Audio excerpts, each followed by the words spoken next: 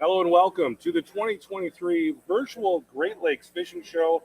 We are at the Greater Niagara Fishing and Outdoor Expo in beautiful Niagara Falls, New York, and we're going to be talking fishing here for the next 4 days. So we've got 2 hours today, 1 to 3, and then this evening we'll be back on at 6 o'clock until 8. Then we've got two 2-hour segments tomorrow, same thing on Saturday, and then one 2-hour segment Sunday afternoon to wrap up the show. So if you want to learn about Great Lakes fishing, want to learn about what's going on in the Great Lakes region, this is going to be the place for you for the next 4 days. And we're going to start off the weekend of shows with one of the best guys out in the Great Lakes region. That's Matt Yablonsky. Oh, thanks, Chris. How you doing, man? We're doing great, man. We appreciate you coming on. Hey, no problem. If you guys have questions for Matt, you could drop them in the comments section. We'll try to get those to him before the segment is over. But we're going to be talking weighted steel. You tell us a little bit about where you fish and kind of what is your bread and butter piece of water. Where are you kind of doing your thing? All right. Well, my boat's docked at Wilson at Bootlegger's Cove Marina. So I'm 12 miles east of the Niagara River. So we try to fish between Wilson and the bar. And the bar is the structure out in front of the Niagara River. So that piece in between we call 6 Mile. It's right where the river water kind of turns and heads north. There's always some structure there and some current, color change.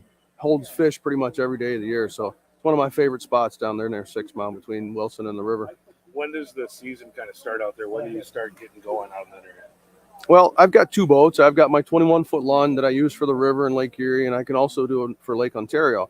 So right now it's rigged up, ready to go. As soon as brown trout starts showing up, I get out there. You're fishing now, right? Yeah. I mean, when the weather permits. Yeah. Well, there's no ice this year. There's no ice on Erie, Ontario. So I was out actually on Monday trying for brown trout, but our water was a little too dirty and a little too cold, and we had one on and lost it. But so we're ready to go. Usually mid-March is when the fishing starts to get pretty good on our end of the lake.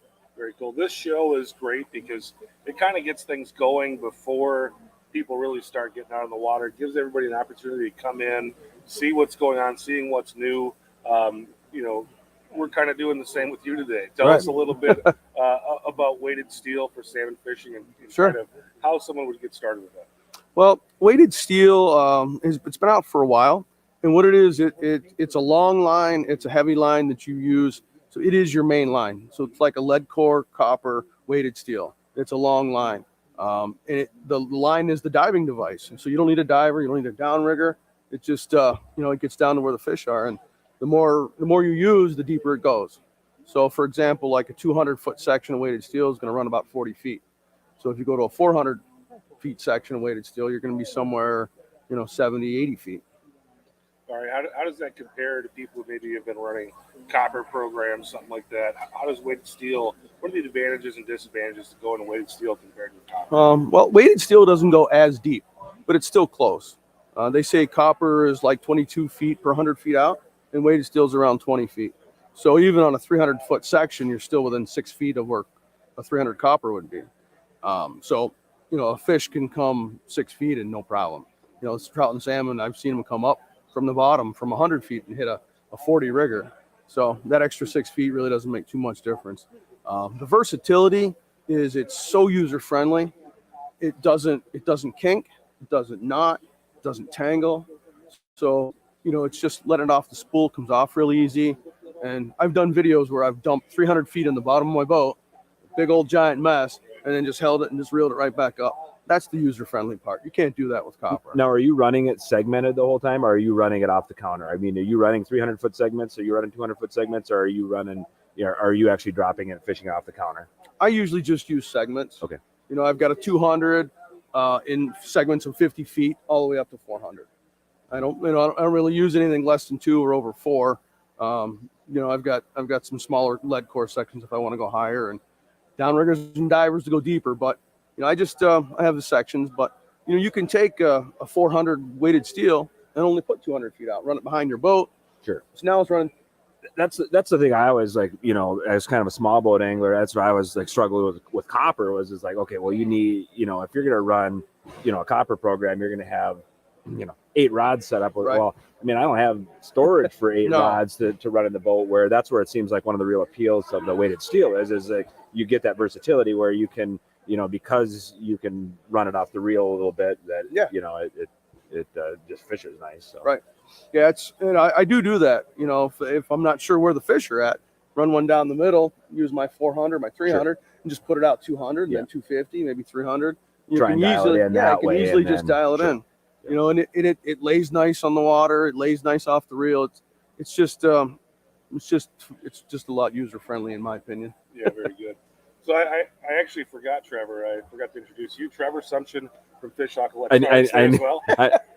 I need no introduction. I was Chris. more important than Trevor this morning. Yeah, Yeah, you have the golden mic. Oh, I got the that's golden the mic. I mean whoever has the golden mic is the most important for Say that? yeah, for the We segment. get So. silver mics, so you get the gold mic. Yeah, I appreciate it.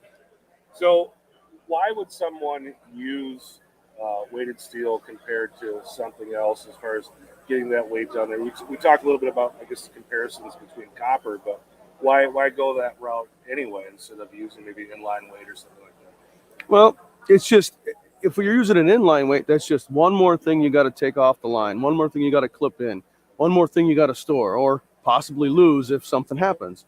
You know, with the weighted steel, it just undulates in the water, it gets a nice flow, and it's just, you put it out and kind of set it and forget it. So it's a little stealthier look as well. Yeah. Very stealthy, and it's just so easy to use. The snap weights, you get a totally different look with those. So I just you fish both lakes, right? Sure. I mean, you're fishing Erie and Ontario, probably Ontario more now with the boats now. But do you use it on Erie for walleyes? Have you? I do later in the summer. Later in the summer, 200, 250 weighted steel works great to get down. At walleye speed, my 200 goes down about 50, 55 feet. And that's usually where the thermocline is on our end of the Lake Erie and near Buffalo. So the 250 and 200 weighted steels work great. And you don't have to let as much line out. Guys are running their 10 color leads and stuff, and I'm running a lot shorter line. It kind of ties into Mark's question here off of YouTube. As far as the fishing and traffic, I can see where that's an advantage. Sure. Fishing the shorter lines. Yeah, the less line you have out, the better. Yeah. Guys running behind you, you're not, they're not running your tackle, and you can do shorter turns. Shorter, quicker turns to maneuver with it because your lines aren't that far away from the boat. Yeah. So Mark asked, under what conditions can we target kings on the bar? Is he talking about Niagara bar, or should we, versus fighting all the traffic, fishing the drop off? Well, the drop off is basically what people consider the Niagara bar. So there's a red marker buoy out there that marks the shipping channel, and that's basically the east end of the bar. That's kind of where the drop off starts. It's real gradual, but you can still see it on your GPS. You can see those bars getting tight, and when they get real tight, there's another half a mile to the west, and from there the Canadian line is the drop off. So 6 mile is where it starts to flatten out. So sometimes they want the edge, sometimes they want that flat. So it's kind of hard to say. You just usually play the wind, and that tells you where they're going to be. Tell me a little bit about the terminal tackle you're using when you're going to use weighted steel. My terminal tackle, I use Dakota 800, and I have a Tellura copper lead core weighted steel rod that has non-ceramic eyes in it. And that Tellura rod with that 800 Dakota just holds anywhere up to my 400 weighted steel with no problem. How many rods would you typically run in your spread that have the weighted steel on it? Well, if I normally don't run more than 3. I'll run one on a board on one side, one on a board on the opposite side, and then if I need to, I'll run one down the middle.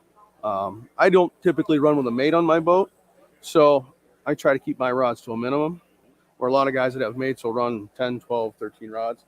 My basic rod spread is 7, and then I'll go to 9 if I put my 2 boards out, and that's where I'll put my weight. And if you're running one down the chute, are you running that a long one? Are you running that a deep one? Or are you usually a deeper one to get it away from the boat a little more and get it down. So when I'm bringing my divers in or my downriggers in, they don't kind of tangle on it. So typically, 300 weighted steel is what I put down the middle if I'm going to run a shoot rod. Got a message here from Johnny Quest. This is a good question. Hello, guys. What length of leader do you prefer from your steel to lure? Usually about 30 feet. I don't know if shorter or longer is better, but I like 30 feet. I've heard that if you go longer than 30 feet, your lure will start coming back up. So I use 30 feet, and then, if I have to cut it off a little bit, I'll cut it down to maybe 20. And once it gets around 20 feet, then I'll switch my leader out. Trevor, you got anything else for Matt on the weighted steel program? Yeah, it just seems like a really versatile option. I mean, I think probably a lot of people watching, or that'll watch over time have had experience with copper, and you bung a copper up one time, and man. you're not gonna forget it, right? No, exactly. And I think that's really and and then at the same time, it's like once you get something set up, you're not super anxious to go out and change your whole program again. So Right. I think it's kind of one of those things that maybe the earlier you can get started with it, the better off you are. Kind of learn from those experiences that others have had, maybe, and maybe a good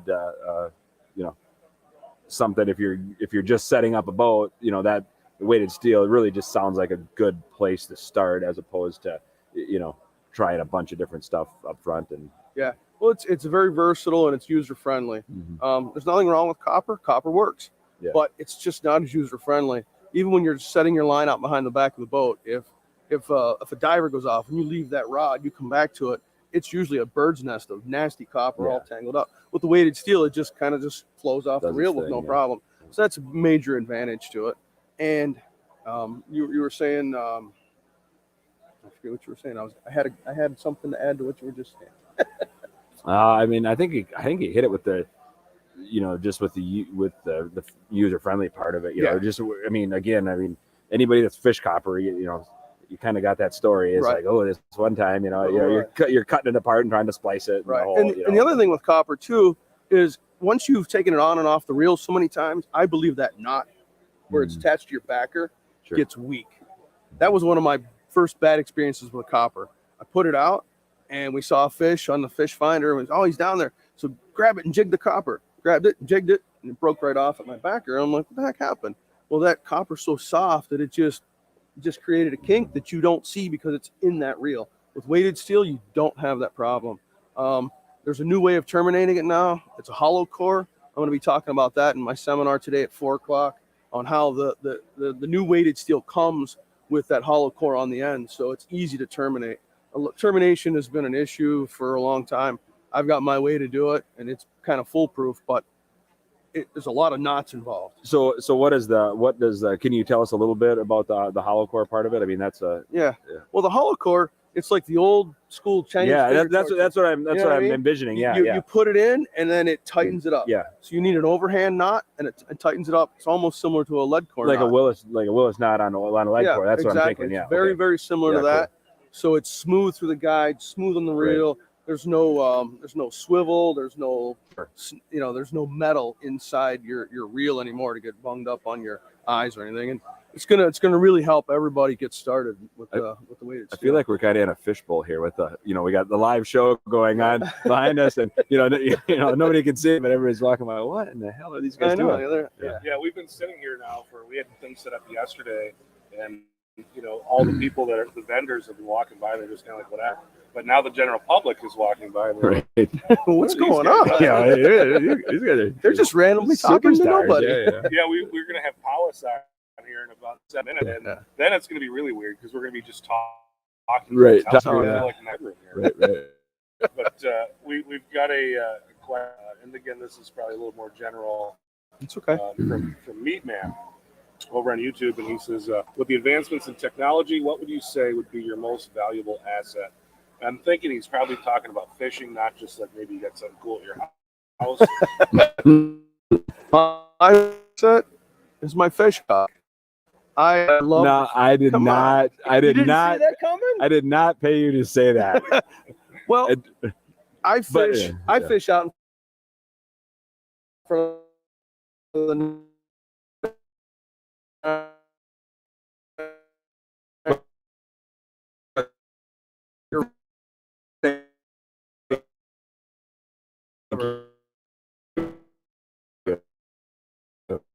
You're welcome. Yeah. Thank you. Yeah.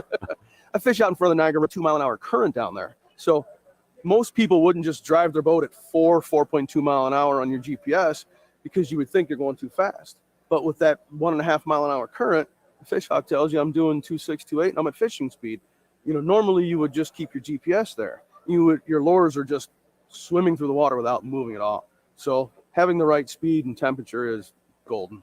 All right, a couple questions now coming in here. I like this one from Nick Cook. Nick asked basically advantages, disadvantages of weighted steel, copper, lead core. Does the weather and the water clarity make any difference as to what you would choose?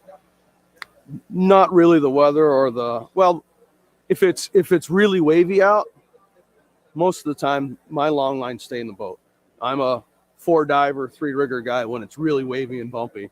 Other than that, they'll all run about the same if you're running them on any type of planer board. The calmer the better, and then when it starts getting really wavy, they all go away. So I don't think there's an advantage there. That's something I noticed about captains like Matt, guys that catch fish consistently, is they let you guys let conditions tell you what you're going to do. You're not going out every day with a preconceived, this is what I do, I'm going to do this every day and I'm going to do it the same way. No, I mean, it's like, okay, well, this is going to be a mess. Sure. So I'm going to fish the way I can fish to be efficient. And Right. I think that's I notice that with guys where, a lot of us have a tendency to, well, I'm going to put everything out that I had out yesterday just because it worked. Well, you just have to react Right. to that. So Sometimes I only run 5 rods just to be more maneuverable. If I've got a pot of fish that's only a half mile wide, if I've got boards out and I've got long lines, I got to make these huge, long sweeping turns. With 3 riggers, 2 divers, I can just spin turn and on a go. dime Yeah. and go fish instead of waiting 45 minutes to get back to my fish. So when it's high sun, flat water, really calm, that's when your weighted steels are really going to show their worth, because the fish are a little more spooky, a little bit more away from the side of the boat, so that stealth definitely helps out. All right, we're going to be talking a lot of trolling over the next 4 days, but one of the things that I keep seeing more and more of are guys going out and trying to jig fish up. And I think when it comes to kings and these types of things, it becomes even more exciting and more fun. Mark Holiday asked any suggestions for when to try to jig up a king on the bar. Early. If you want to jig kings, you want to get here late April, early May. They'll even come right into the river channel. There's a green marker buoy. I mentioned the red marker buoy. That's the outside shipping channel. The green marker is the inside shipping channel. And in there, the river channel is 85 to about 65 feet deep. Comes up to a spot that's 20 feet. So you can actually catch kings on that first rise coming out of the river in April. Before Be they kind of a move live out. wire having smoking one on a jig. It's pretty cool. Yeah. It's pretty cool. So that's we fish lake trout on that area of the bar with mag lips, Yakima mag lips. And the last few years, which is the way the springs have come about, we've had kings mixed in with a lake trout. We're running 10-pound test with a little plug and medium heavy rods, 7 to 8.5 feet. Same thing, just Come and rip it, phenomenal. yeah.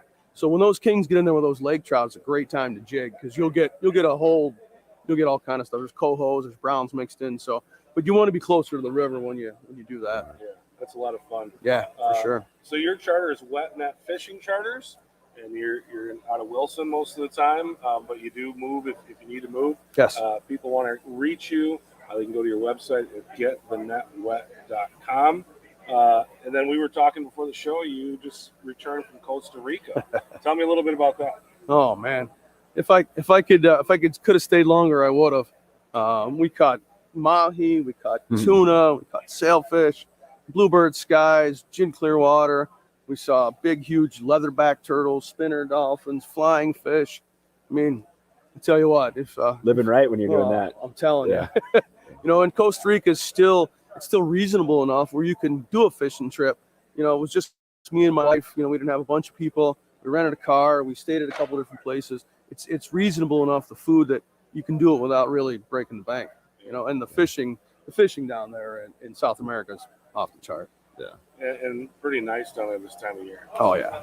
Better than upstate New York, right? Oh yeah. I was waiting for that shoe to drop. Yeah, we had a snowstorm as we were leaving. We sat on the tarmac in Buffalo, looking out the window, and you couldn't see the wings. We're like, this is not going to be good. We're stuck in Buffalo. Yeah, we want to go to Costa Rica. So after about sitting there for another extra hour, we got a break in the weather, and off we went. So. And then it snowed for another 4 or 5 days, and we were happy with our. And you didn't care. No, we were on the beach getting sunburned. It was perfect in February. Very good. Well, Matt, really appreciate you taking thanks, time Chris. out to come see us. Good to see you, Thanks, bud. Trevor. Yeah, Man, good seeing you. Also coming to the show and just sharing your knowledge with the people in the show. I know you got a seminar coming up here later today. So, just great to have you, and great to have you here in the building as well. Thanks. Anytime. Just let me know, and I'll give you some useless information. Awesome. Well, thank you, Matt Yablonsky, WetNet Charters. We're going to bring in some virtual guests now. We've got one guy. I can see him in the green room right now. We're going to pull him up here. Thanks, Matt. Bring you onto the show here. Paul, can you hear us? I can. Oh, Paul, man. welcome to the show. How you doing? Good. Pretty tough act to follow. That knucklehead, for crying out loud. Yeah, it's knuckleheads all day long. That's how we just love That's having it. you on as well. That's what we should call it, the 2023 Knucklehead Tour. Perfect. I was gonna get a giant Yeti tumbler, and I was gonna hold it like right here by the mic, and then that would be. I got There it is. Yeah. So. Yeah. I switched to the teacup because every time I'm holding a regular tumbler, somebody thinks I got a cocktail in it. So we're early enough in the day that I can get away with other stuff. That's good. That's good. Good. How's everybody doing? Good. Good. It's been great. Again, the show just opened here about an hour ago. And, we've been doing this show from the headquarters of Fishhawk for the last couple of years. And that's great. And it's fun. And it's good to be able to reach out and talk to people from all over the Great Lakes and even all over the world. But getting out here with the people is really fun. Yeah, I was going to say, this is a lot more fun already. So. Yeah. And that's the only reason I'm not there, fellas, is I got the spring fishing show over on this side that runs Friday, Saturday, Sunday for Family Day weekend. So nice. That's good. Big show in Toronto coming up. Yeah, it starts tomorrow. So they got me going pretty steady. I'm doing 3 seminars a day for 3 days, and then a big walleye clinic with James Linder and Jeremy Smith and a couple of the other guys from up here. So that'll draw a big crowd. So we'll be good. Say hello to my fellow Brainardites when you're there. So I will do that. Buddy. It's good. So we wanted to have you on this time to talk about North Shore walleye fishing. Right on. That's what I do. Yeah. Tell us about you wanted to talk kind of late May stage. Tell us a little bit about that. Well, typically what happens is those fish migrate out of the rivers, and once they come out of the river and they're done post spawn, the big females come in and just relax, and they're accessible to us. They're close to shore, and that western basin like Leamington, Colchester, Kingsville, that area, those fish seem to show up there first before they move on to the central basin, which is Erie, where I run July and August. So instead of just sitting home waiting for July to come, we've been targeting them earlier and earlier all along, and been whacking them pretty good. So I mostly do a worm bite. There's other charter captains that'll argue that, why the heck would you go through all that trouble of worming and small boards and the rest of it. I do it to shake it up because it's fun. B, it's something different. And C, I got clients that like dipsies and spoons and downriggers and all the rest of it. It gives them another way to catch fish that they can take those techniques and move to other lakes as well. So it's a no-brainer for me. And don't get me wrong, by the end of June, I'm sick of worms and I want to pull different stuff. But it's fun. It's interactive with the clients, and they see the offshore boards being towed out there, and there's a fish and there's a fish, and I put tattle flags on everything, so it's more interactive for the clients too. So basically, it's old school worm harnessing and nice slow speeds, and touching bottom, and as the water warms up, those fish get more aggressive. They come up off the bottom and they'll chase the bait a little faster, but early, like post spawn, slow is best, and it's a nice subtle presentation, and they always like worms. So how is that? Has that fishery always been there, Paul? I mean, is this something you guys have always done, or something further? It's always been there, but it's just becoming more popular now, Trevor. Like your guys on your side do it all the time, and there's so many fish in the lake now.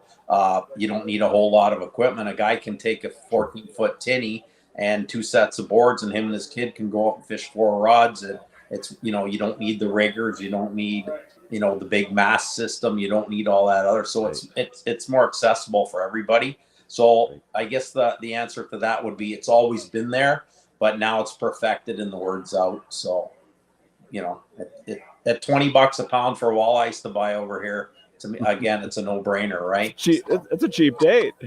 Oh yeah, yeah, it is. It is. So yeah, basically inline boards, bottom bouncers, and a couple little things that I do different than some of the others. And the biggest thing I notice when there's a hatch on, all the body bait guys get slammed because they eat bugs all night, and the closest thing to a bug is a worm, and you'll still get your fish, but you got to work for them. And the last few years, we get 2 or 3 really hard hatches, and that morning bite's like every fish is full of bugs. So the worms seem to be a better combo for it, right? So I tie my harnesses a little shorter than everybody else because I fish without boards, and I used to get crazy with 4-foot leads and the bottom bouncer smashing on the cowling on my boat. So I just kept shortening them and shortening them and shortening them, and I just measured one, and mine are all around 24 inches once they're tied. The other thing I do is I go to a bigger hook. I use a 1/0 octopus style VMC, and I use the 1X strong ones if I can find them, and they seem to hold up that much better. Nothing worse than catching all good eater walleyes, and all of a sudden you get about a 10 or 15 pound channel cat that just busts everything up and beads are everywhere. Bust your rig up. I beefed up my rigs quite a bit. Like I tie them on 20-pound fluorocarbon with the octopus hooks, and then better swivels, and then a number 5 Colorado blade, and all the same crazy colors that we use on Erie that in the spoons seem to work very well in the blades as well. A lot of copper backs, and last couple of years we started switching to a lot of the antifreeze stuff, pink antifreeze, green antifreeze, that kind of stuff, and they work really well as well too for guys tying their own.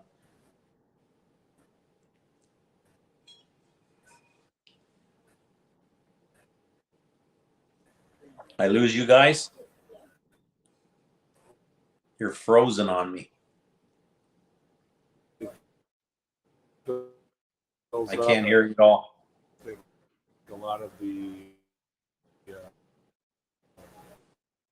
internet power. Got a bad connection, boys. Drawn up by the. I can hear you now. Nothing.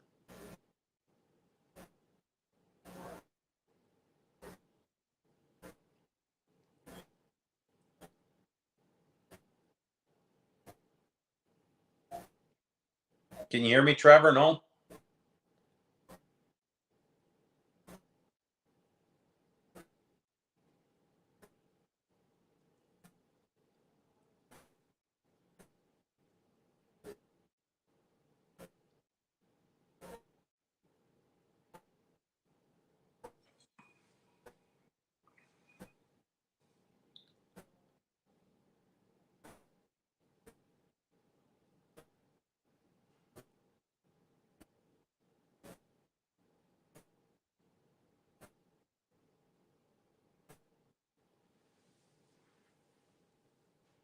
You guys hear me or no?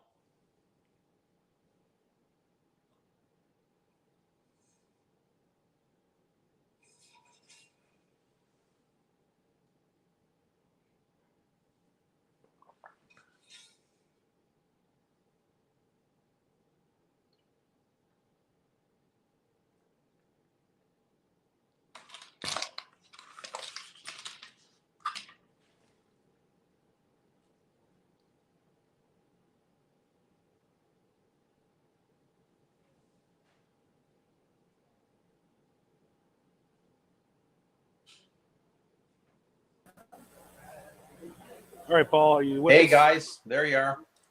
I'm not sure what happened, but looks like we're back. Of all the people that have technical difficulties, Paul's the right guy because he is a tech wizard.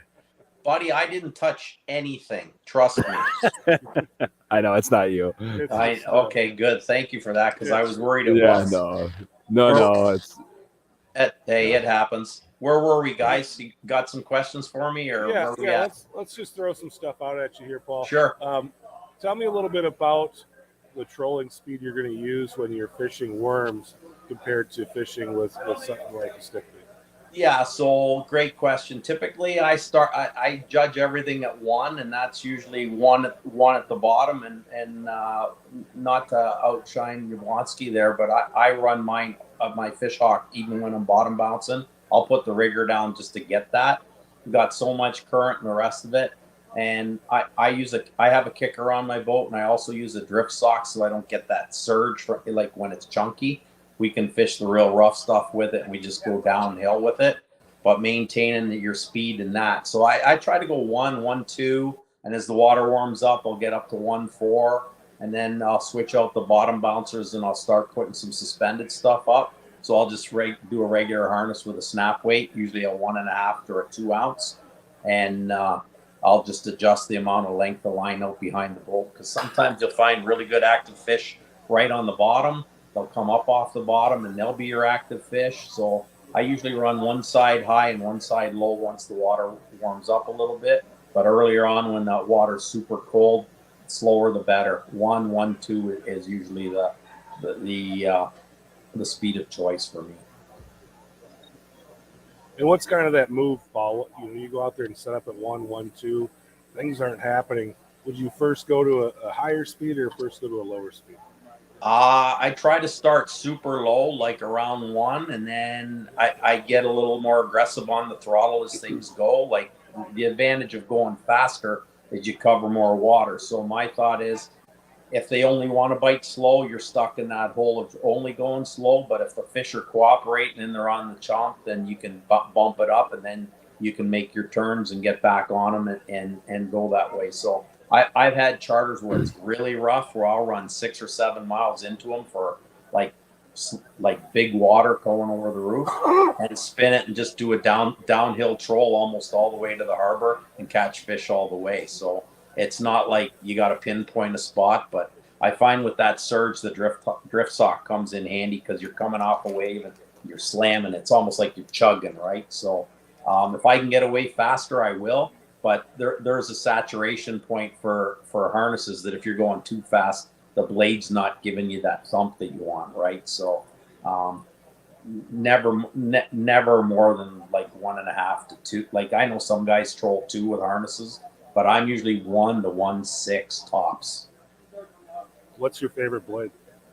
My favorite blade, the one that just caught 5 fish, is my favorite.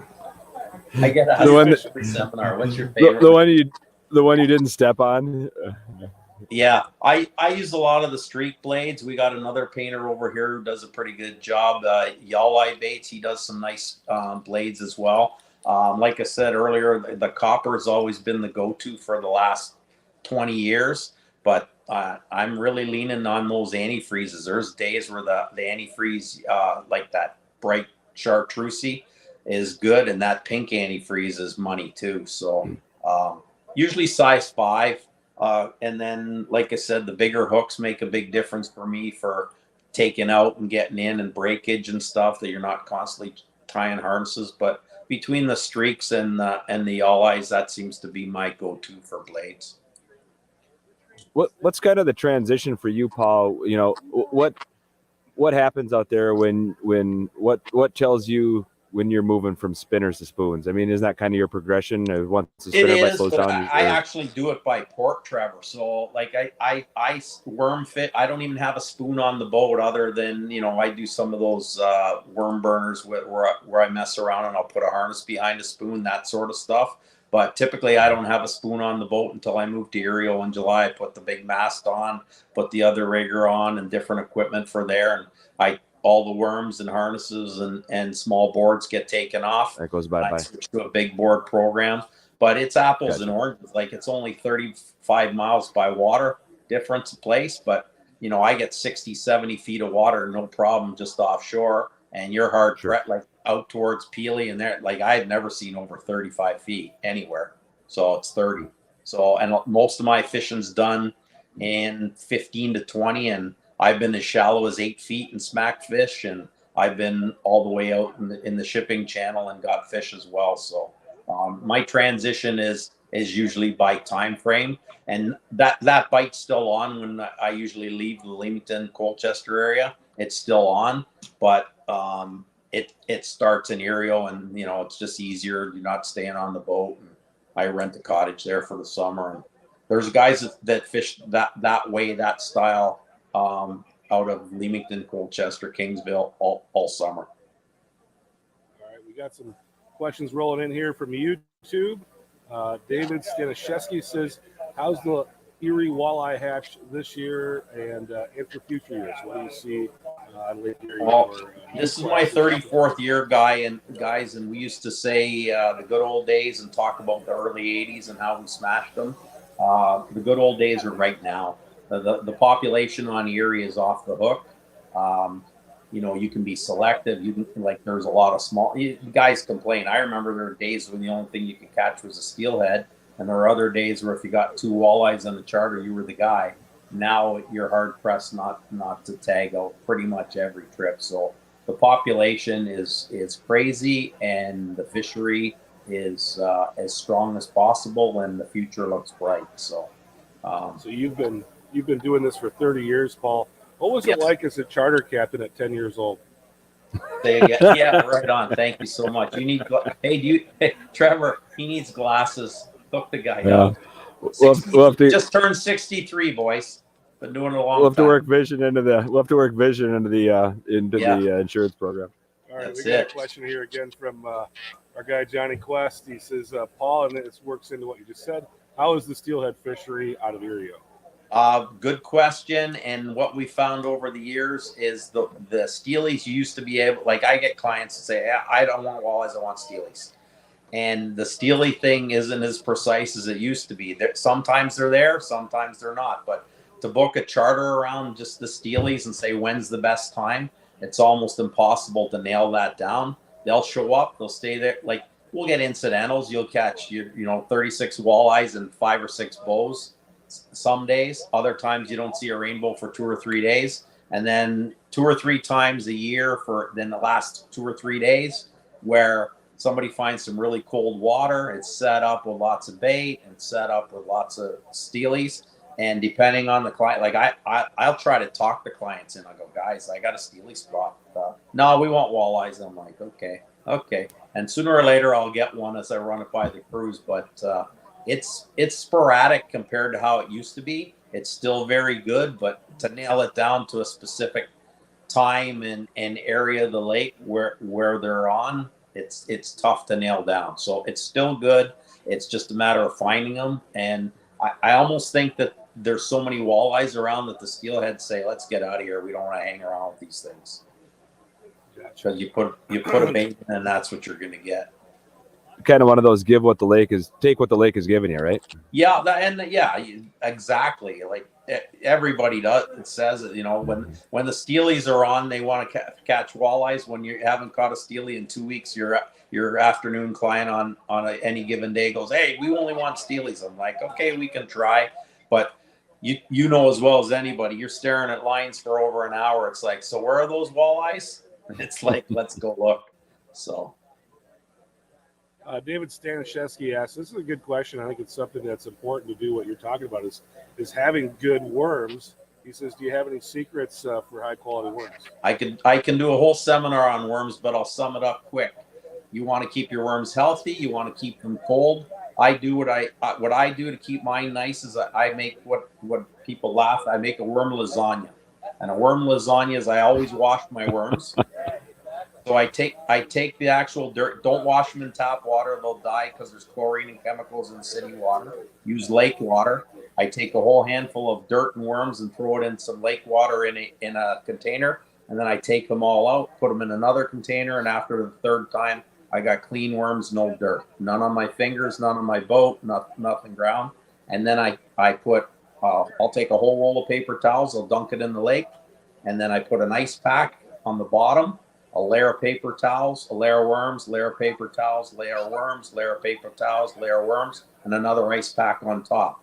And I usually have about 15 to 20 per layer, and they just stay nice all the way through. But the amazing thing of that is through osmosis, those worms will actually absorb some of that water and they bump up. Like, when you sneak a grape in the grocery store and you bite into one and it actually pops. You get that pop from your worms if you keep them nice and cold. Well, that's a half-hour seminar on worms summed up. Worm lasagna. I get it now. Yeah. Worm That's a lasagna. great tip. Yeah. That is a good job. I'm digging the whole paper towel, no dirt, no mess thing. That's key. pretty clutch. There's nothing better than being out there all wormed up and you got crap all over your hands, and a buddy offers you the nicest sandwich you've ever seen, and you turn it down because you don't want to gross it out with worm shit, right? So that's never stopped you. well, yeah, I haven't missed many meals, have I? There it is. Nice. Keeps the boat nice and clean. Well, Paul, well, that's the key. It saves you half an hour scrubbing the deck later. Not that I scrub. Right. I don't think I've done that in a long time, but anyway, it's all good. We appreciate you coming on again with us, Paul. Every year it's fun to have you. Always here. a pleasure, guys. If you want to find out more about Paul and what he's got going on, you can reach out to him on his website. It's jpfish.com. Paul, Perfect. Powis, Thank you, fellas. appreciate it. Have a good show up there, in Paul. Toronto. Yep. Thanks, guys. Appreciate it. All right, take care. All right, bye-bye. Thanks. All right, that's Paul Powis, and he's leaving us. And right next to him, we've got another captain joining us virtually. And it's Captain Bob Hinds from Central Coast Angling. Captain Bob, how you doing? Good. How you doing, Trevor? How you doing, Chris? Doing good, thanks. Yeah, great day here at the Greater Niagara Fishing and Outdoor Expo in Niagara Falls, New York. Like I was telling Paul, it's nice to get out on the road. We've been doing this show at the world headquarters for the last 2 years. We're out here and hanging out with the people. You know, any day you can talk fishing is a pretty good day, I think. Yeah, you got It that is. as well. So Yeah. we are living the dream. Bob, tell us a little bit about yourself and about your charter. Okay. I've been chartering for roughly, I think I'm going into my 8th season. So I am kind of in terms, a lot of people call me I'm in a small boat. I'm in a 2020, I'm still in the Skeeter, the WX 2200. I'm on the trailer. So my program runs about 9 months a year. I work the lake 9 months a year pretty hard. The really neat part about my program is it's ever evolving. I'm constantly fishing different species. I'm traveling all over the Central Basin, the Northern Basin, pretty much catering to what I'm asked to do or what people want me to do. I think today sounds like we're gonna talk about Platte Bay Coho. Yeah. So the coho fishery in Platte Bay, it's, first of all, if you don't know about anything about coho and you live in Michigan, you're kind of not familiar with like maybe the moon or the sun. Platte Bay is everything in terms of coho fishing for, folks on the Lake Michigan side here of Michigan. They return, the annual migration happens in Platte Bay. And when I'm talking fish, I mean, this year we had 15,697 returning adult coho. How I know that number, I don't know. I can tell you it's a surreal experience seeing these fish. So it's a little bit difficult to get to. For me, every day I launch in Frankfurt, I run 12 miles north to Platte Bay. And when you get there, it looks like a small city. There's a lot of people there. It kind of looks like the Detroit River in April. So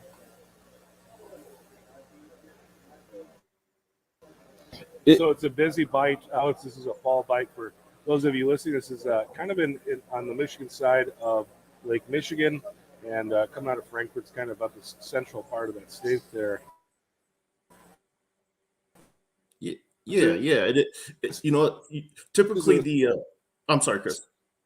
Stage how that happens, but they're there. So tell me about kind of what time of year you're doing this. Yeah, so typically I start looking, along with a lot of the other guys, we start expecting fish to show up. We've had them as early as August 15th, August 12th before. On a typical normal year, I know this past season in 2022, I think the first day I had fishable numbers was September 2nd. So what happens at a little bit of a layout for Platte Bay, like I mentioned, it's 12 miles north of Frankfurt. The Platte River obviously empties into Platte Bay. There's West Platte Bay and there's East Platte Bay. Typically, those fish stage in West Platte Bay first. And then before they migrate, up into Platte River, they have to go over into East Platte Bay. And so a lot of your folks that you'll see in, middle September, early September, they're fishing them in East Platte Bay. East Platte Bay is extremely protected from a strong, south wind that we have on the lake. That's very common to have a south wind. So you can always kind of get to East Platte Bay if you're coming out of the river in a smaller boat. I cannot get out of the river, out of Platte River. It's just a little too shallow for my boat. So that's why I make the long 12-mile run north from Frankfurt every day. So tell us a little bit how you target these fish. Now, I know we talked earlier in the week that, this is a light tackle type of thing. A little bit different than what we'll probably be talking about most of the weekend, but that's why I thought this was interesting. It's just a little bit different topic than what we'll be covering the rest of the weekend. But tell us how you go after these guys. So no doubt, I absolutely love my trolling programs. But at the end of the day, anytime you can get a rod in your hand, this is extremely intimate fishing. The best way to say this is at the beginning of our day, and when I say beginning of the day, we're leaving the dock at 5 a.m. We're setting up. We're looking to jig them vertically on 7-foot rods, 6.5-foot medium heavy rods, 15-pound braid. It's just like a walleye jig, Detroit River. You're pumping. And the fish often bite on a downward stroke. So you just feel a little, much like a walleye there. And it's on. You're 8, 9, 10 pound. I think we had a couple fish that were just shy of 14 pounds this year. So, these are mature coho. And it's an absolute blast. If you know anything about coho, they go nuts. The minute you hook them up, they go nuts. Not only are they going nuts, I'm going nuts because the bite is very fast. It's not uncommon that we haven't had 3 fish hooked up jigging at once. So it's a very fast situation. We're using 1-ounce jigs. I'm using custom jigs from a local guy here in Traverse City. There are some other manufacturers that I know the guys are using. So that is basically it. First thing in the morning, you're looking for pods of fish. And when I say pods of fish, active, big, large pods of fish. A lot of times there are fish up on the surface. They're jumping.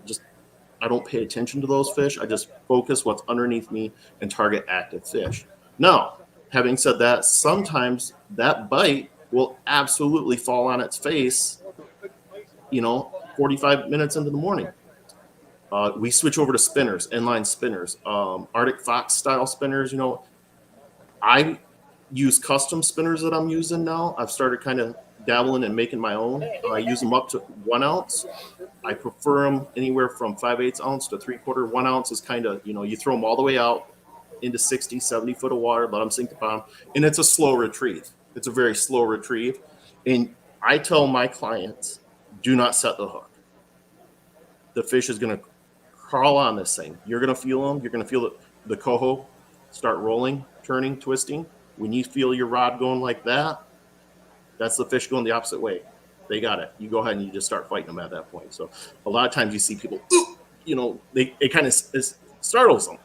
But that's pretty much the 2 tactics, jigging and casting spinners. It's very, very, very effective. It is a ton of fun. If you ever see Captain Bob on the boat, there's a lot of times I'm running 2 nets. I am literally running around.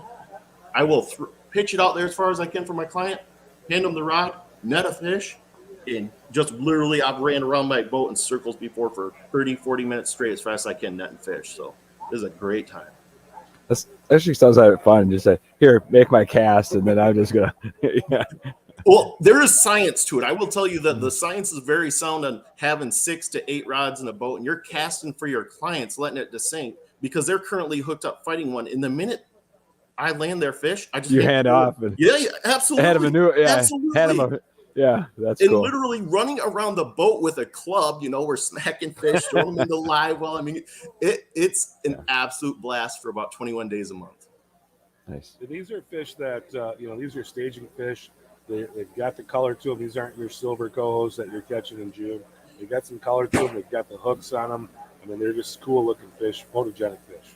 They are absolutely. So oftentimes, you mentioned that they are staging. They're absolutely staging. They're staging. What happens though is those fish will push that river. It's such a short distance up to the weir for the Platte River weir.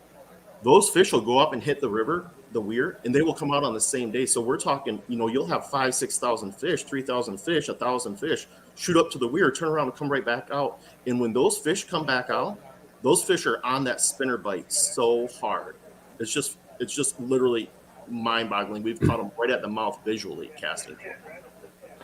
So we talked a little bit about, the lures you're using, the tackle you're using. You said there's, this isn't an unknown bite. You get out there and it's a town of boats. How do you handle boat control out there when you're jigging these fish? Are you using your trolling motor? How does that work?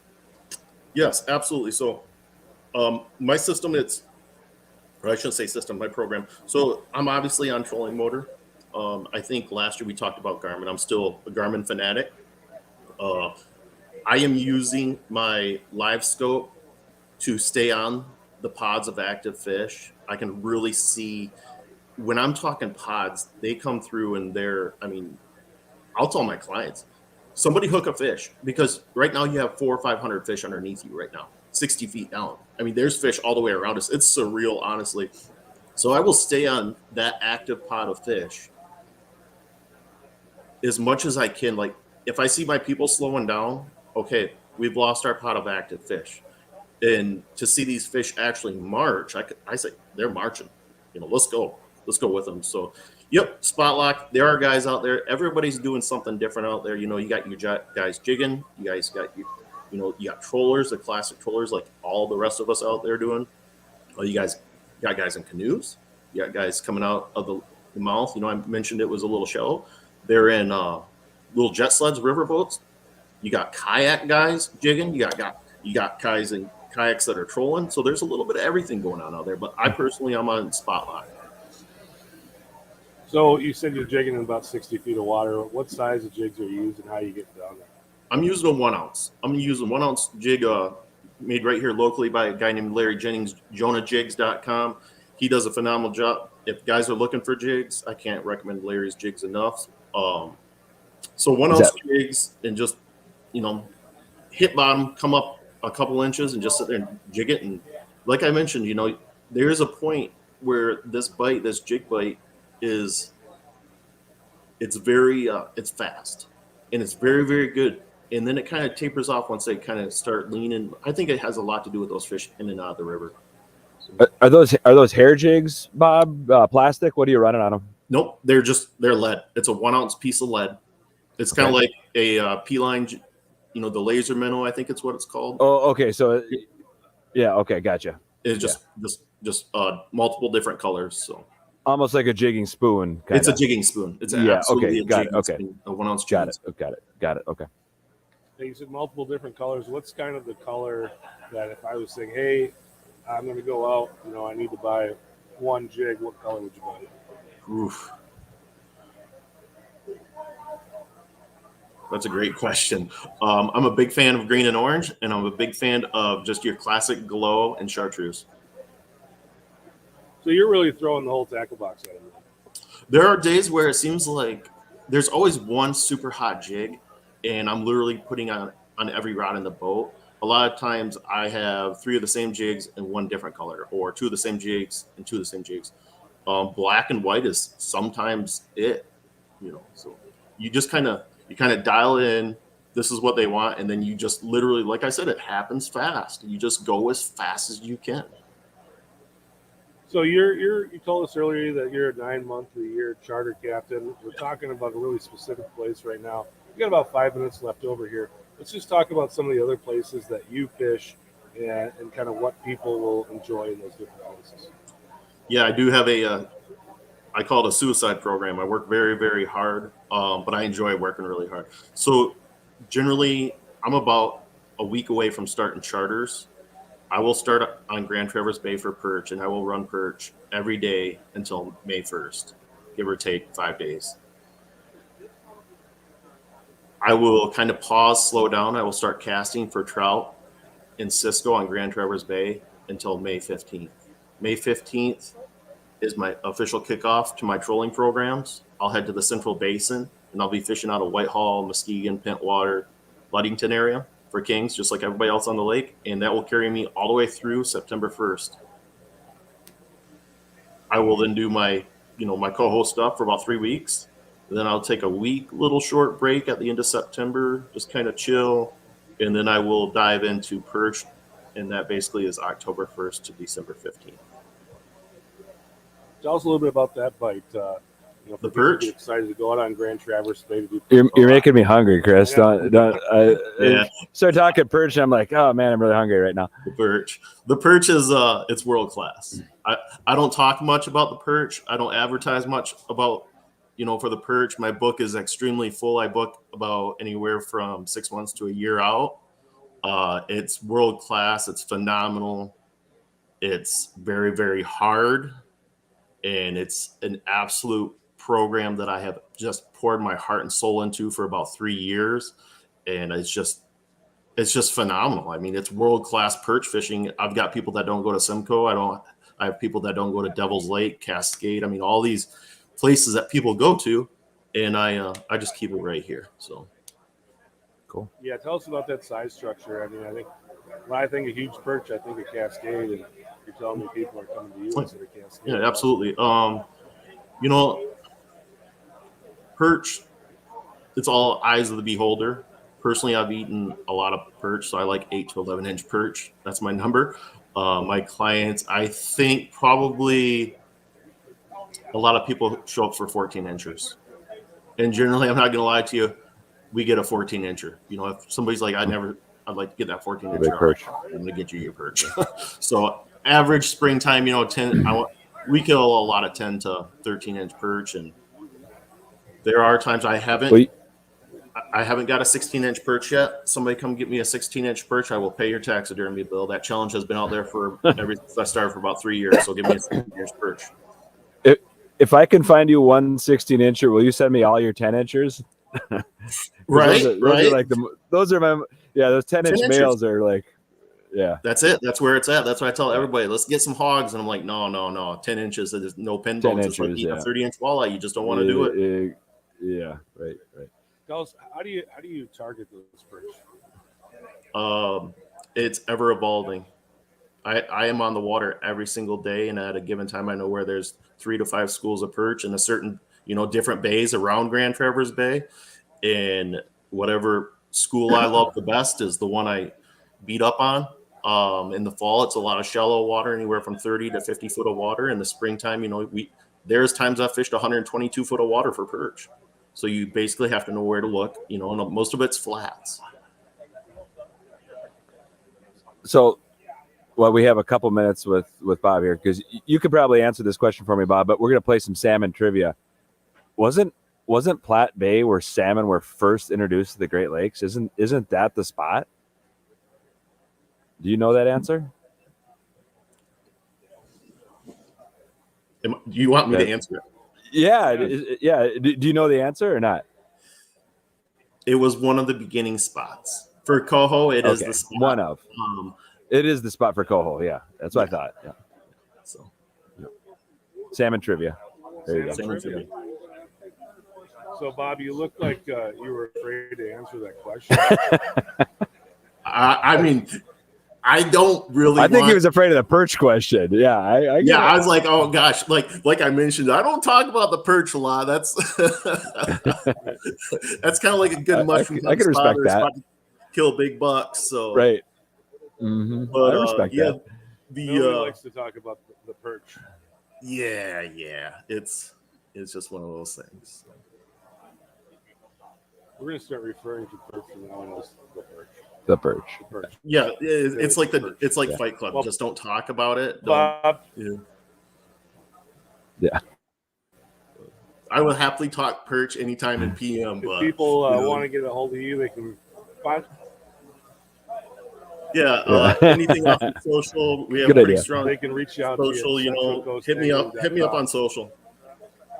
And then the website centralcoastangling.com. 231 very, very good. Excellent Instagram follow as well. So if you're into that sort of stuff, if you're on the IG, you want to see some cool fishing pictures. I think that's actually how I first found you. It's just probably, yeah. We've been following each other, and I think at this point we're probably keeping up with each other's families a little bit too. So. Yep. Bob escapes for the winter down south. Nice. I do. I just got back a couple days ago from Texas. So Bob Hinds. appreciate it, guys. Enjoy the So show. welcome back to the.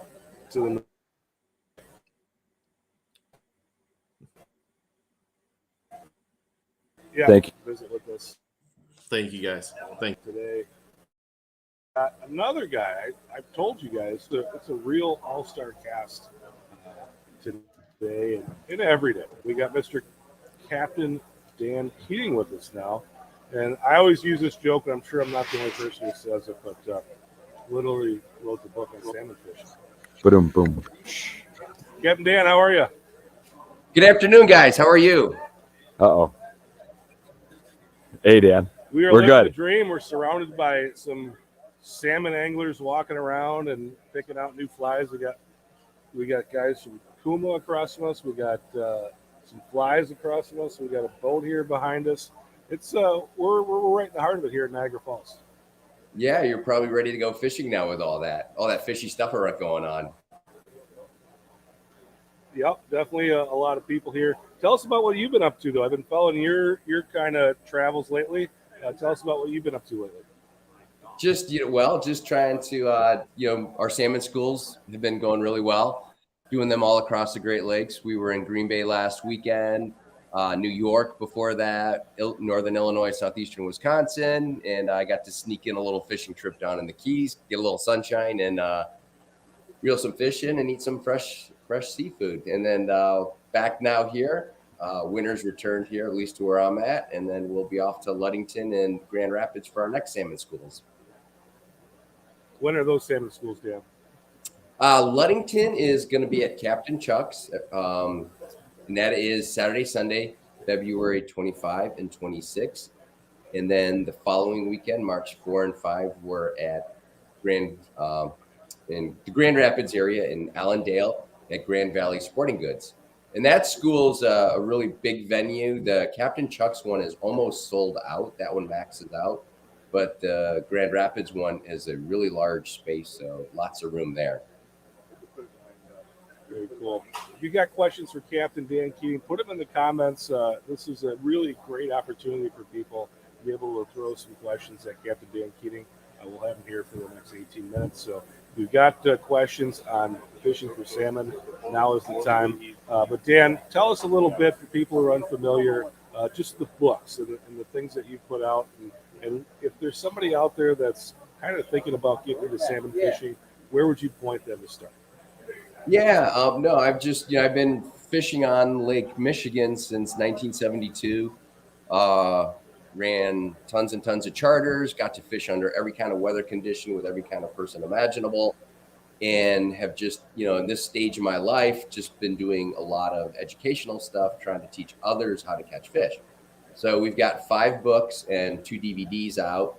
The Complete Troller's Guide is the most basic, the light blue book. That's like ground zero, someone just getting into salmon fishing. That'd be a good starting point. The Keating on Kings book is just all about kings. Then the 2 most recent books, Essential Tactics and Seasonal Strategies, the red one, and then Big Water Wisdom. They're a lot more in-depth, more advanced. Big Water Wisdom, the newest book, is over 500 questions and answers. So it's organized, in bursts of information. So guys tell me it's really easy to read. Categorically, the questions are all boat setup, tackle, lures, currents, and whatnot. So it's categorically organized. And then Angling Life, my favorite book, uses fishing as a metaphor to look at life. So all good stuff. Easy to read for guys. And you've also done something a little different with the schools, Dan, where you've got some advanced sessions and some starter sessions. Is that right?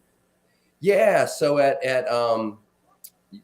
Ludington, the first day, Saturday, is called Salmon Foundations. It's a more basic school. It's not necessarily a beginner's school in the sense of we're telling you which way to put the Dipsy Diver on or where to put a snubber on it, but it's more of the foundational stuff. Like, how do you run all the gear? How do you know when to use, whether it's copper line or lead core or divers or whatnot? Looks at lure selection, because really there's just so much great tackle out there. And it's like, how do people know what to use? And then we look at the basics of spring fishing, and Captain Carl Stefanski, Fuzzy, is going to be with me at that one, and Grand Rapids as well. Uh-oh. Day two is our advanced tactics and seasonal strategies, and that's more a deep dive into, how to find the different species. They're multi-species schools. We're going to look at kings, cohos, steelhead, and either browns or lake trout, depending on what people are interested in. But we also do a deep dive into currents. And really, the more people can understand about currents, number one, they're going to have less tangles, but they're also going to know how to find fish every time the weather changes. And they're going to know how to really adjust their spreads to meet the currents and get fish to bite. So that's all on the second day. And then we also talk about how to do, how to be successful offshore, because a lot of people don't capitalize on the offshore fishery, and there's a lot of fish offshore when the weather permits. And talk about how to adjust our tactics throughout the day for kings, because we really got to change things up as the day progresses for Mr. King salmon. So we're going to do that 2-day formula at Ludington, and then also in the Grand Rapids area first weekend of March. And I forgot to mention, we do have a school in the Upper Peninsula, April 15th. That's just going to be the advanced school. All right, you talked a little bit there about currents. You've got people, I see it all the time. I follow a bunch of message boards on Facebook, and they're like, hey, we went out, we pounded them on our way down, but when we came back, we didn't hit anything. And I think the pretty simple thought there is, the current was different when you were trolled the other way. Whatever was happening with the current caused those problems. How do people, obviously we're with Fishhawk, and we want everyone to have a Fishhawk on their boat, but the reality is there's a lot of people just getting started in this. How do people kind of take a look at that current and use that to their advantage and read that current when they're just getting started? Yeah, well, first of all, as far as, just knowing there's a current there is super important. So a lot of multi-species fishermen who don't really fish more than, a handful of times a year, they may not be aware of it. So understanding the mechanics of the currents, that currents are stronger, within 10 miles of the shore than offshore. And then when you get on the drop-offs and whatnot, the sharp drops from 50 to 120 and whatnot, they're even stronger.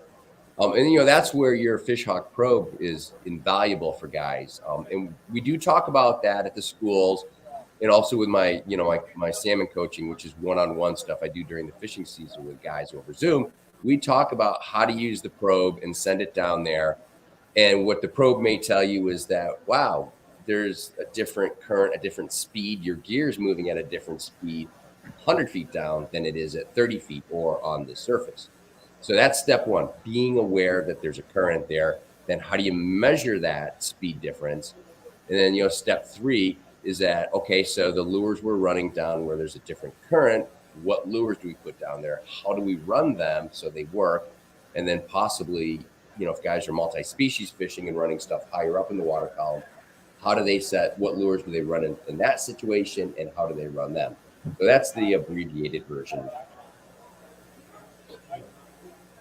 Can you talk, Dan, a little bit about your one-on-one? One of the things that's kind of come out of this whole last 3 years here is now everybody knows how to use Zoom, right? So it's maybe one of the silver linings is it's opened us up where we can all learn something. Can you tell us a little bit more about the one-on-one part? Yeah, we started it last year. I call it salmon coaching. And for those who don't know, I was running full-time charters, 7 days a week, twice a day. And then after, some health issues with my back, had to give that up. So trying to stay engaged in the fishery and passing on what I've learned and helping others how to fish. And so each Zoom session is done, it's custom fit individually. I have 1 hour segments and then 3 hour packages. We do them over 2 or 3 different sessions. I send out a questionnaire to people, tell me a little bit about their background, the boat they're using, the equipment they have. And then we dial in, I'll ask them a few questions, and then we focus on what they need to learn. And surprisingly, most of the people that were doing this last summer were charter captains or very experienced anglers. And we had guys from Lake Ontario, Lake Huron, and Lake Michigan. And it's interesting that the guys that have a really good working knowledge and are actually good fishermen are trying to, really tweak things. And so these are great for those guys, but also for people who don't have a lot of experience. The salmon coaching will save you a tremendous amount of frustration and aggravation and a lot of wasted money, because we work on exactly what tackle you need. And then one of the other things to do with guys is we use Navionics. I can do this on my screen and share it. We'll actually look at the structure off of their home port and identify what areas will hold fish.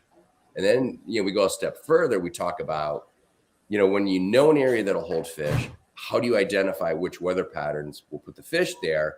And then how do you, run your trolling spreads against those types of structures? So that's one of my favorite things to do with guys. Yeah, I mean, I don't even know there's so much to unpack in that, Dan, where it's like, you're literally able to cut years of learning curve off of somebody's, journey. I mean, if they're wanting to get involved with Great Lakes fishing. So, I mean, that's a pretty powerful tool. Yeah, some people like to go out and figure it out themselves, but this is like a shortcut. It shortens the learning curve and it'll get you catching a lot of fish a lot faster.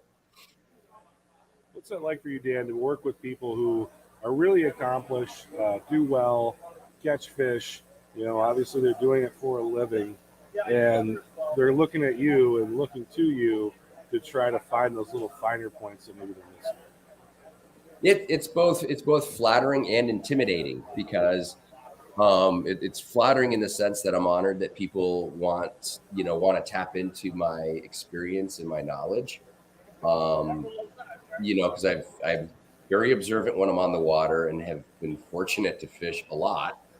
But it's also fun, because you can take a guy who's quite good, and you can just kind of push him a little bit further, or kind of open the door for him, shine a little light on certain areas that they need to tweak and stuff. So it's encouraging that guys are open-minded. And I think, there's two kinds of fishermen. There's the fisherman that everything's a secret. I'm just going to keep it to myself. I'm not telling anybody.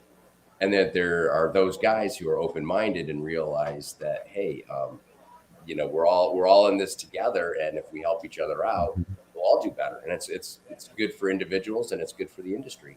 Bad for the fish population, but we're not concerned about that. Yeah. Well, I mean, that's like the one thing that unites all good anglers is the open-mindedness. It's the ability to learn, every trip and be open to, new ideas, and also just, be, have your eyes open to what's happening on the water versus just what caught them yesterday.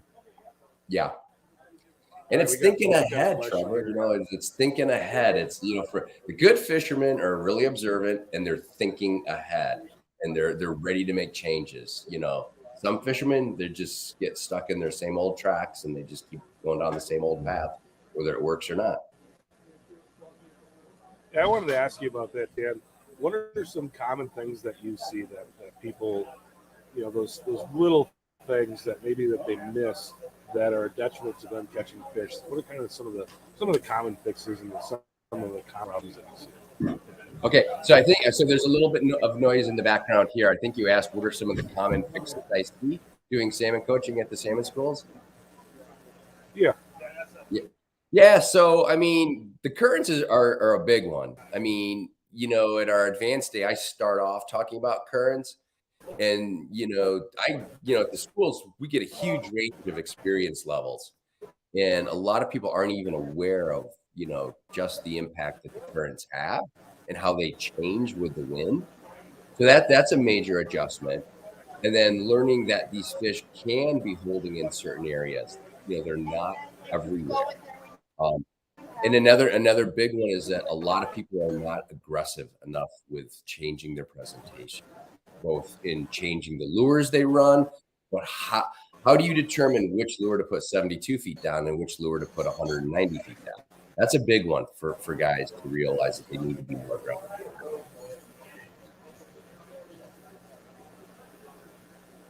Yeah, that's a good one. All right, we've got a question here from Chad McMichael. He gets into something that you were talking about early on. He apologizes for the long-winded question. This is, we fish Georgian Bay in Ontario for salmon. We can find temperature and depth, sometimes a stone throw from shore. certain areas with lots of structure. The further you go out, it gets very deep, 300 to 400 feet. The structure is gone. Most people say it's a waste of time to shoot out that open water, but it says when the bite's not happening, should they go out there and give it a try? Yeah, so when the fish are on structure, when they're on those drop-offs that rim all the Great Lakes or Georgian Bay, they're certainly easier to find. So the question is, do the salmon, do they migrate along the structure, or do they go offshore like nomadic, kind of like a steelhead, and wander around? So in those lakes where you don't have a lot of that deep water structure, if the fish aren't on your normal, I call them shallow water spots, so I guess 100, 120 is not shallow. If they're not there, then, anglers can just keep, mowing the grass in the same spot or fish for lake trout, or you have to go offshore and hunt. And in a lot of, it depends on each area is different, but in that deep water stuff, and by deep water, we're talking like 8 miles further out into the lake, which might be 200 feet in southern Lake Michigan, might be 600 feet in northern Lake Michigan or Lake Ontario. There may be some stuff out there, some humps, some changes where the drop-offs actually closer together out there. And those areas can create upwellings and they can have concentrations of bait fish. And those areas are also very good for the steelhead. That's another thing, sometimes when the king bite's not there, sometimes by going offshore and hunting, you can find steelhead that other people are missing. All right, a couple of good questions coming in here right now. Here's one from Johnny Quest over on YouTube. He says, is the increasing alewife population going to change the way we have fished for the past 10 years? Yeah, it's a good question. I think it's gonna help us in the sense that the fish are gonna be healthy. I don't know if it's gonna change the way we fish. I always fish eyes wide open. Have an idea, have a plan, but be really observant of what's going on. Read the clues of the lake and the fish, and make a lot of adjustments. So I think the biggest change is the natural fish. I think the fish that in Lake, this is speaking about Lake Michigan, and we have a certain amount of natural reproduction with kings and some people believe cohos. I think those fish migrate differently, and a number of other people, myself, not just me, believe that the stock fish may actually follow the natural fish. So that's what's changing our fishery. Interesting. Here's another one here, Jim Lemon. I think this is another one that speaks to our modern day and where we are right now. He asks, what do you think about using live sonar for salmon trolling? Yeah, the live sonar, the panoptics, I think that's a new area.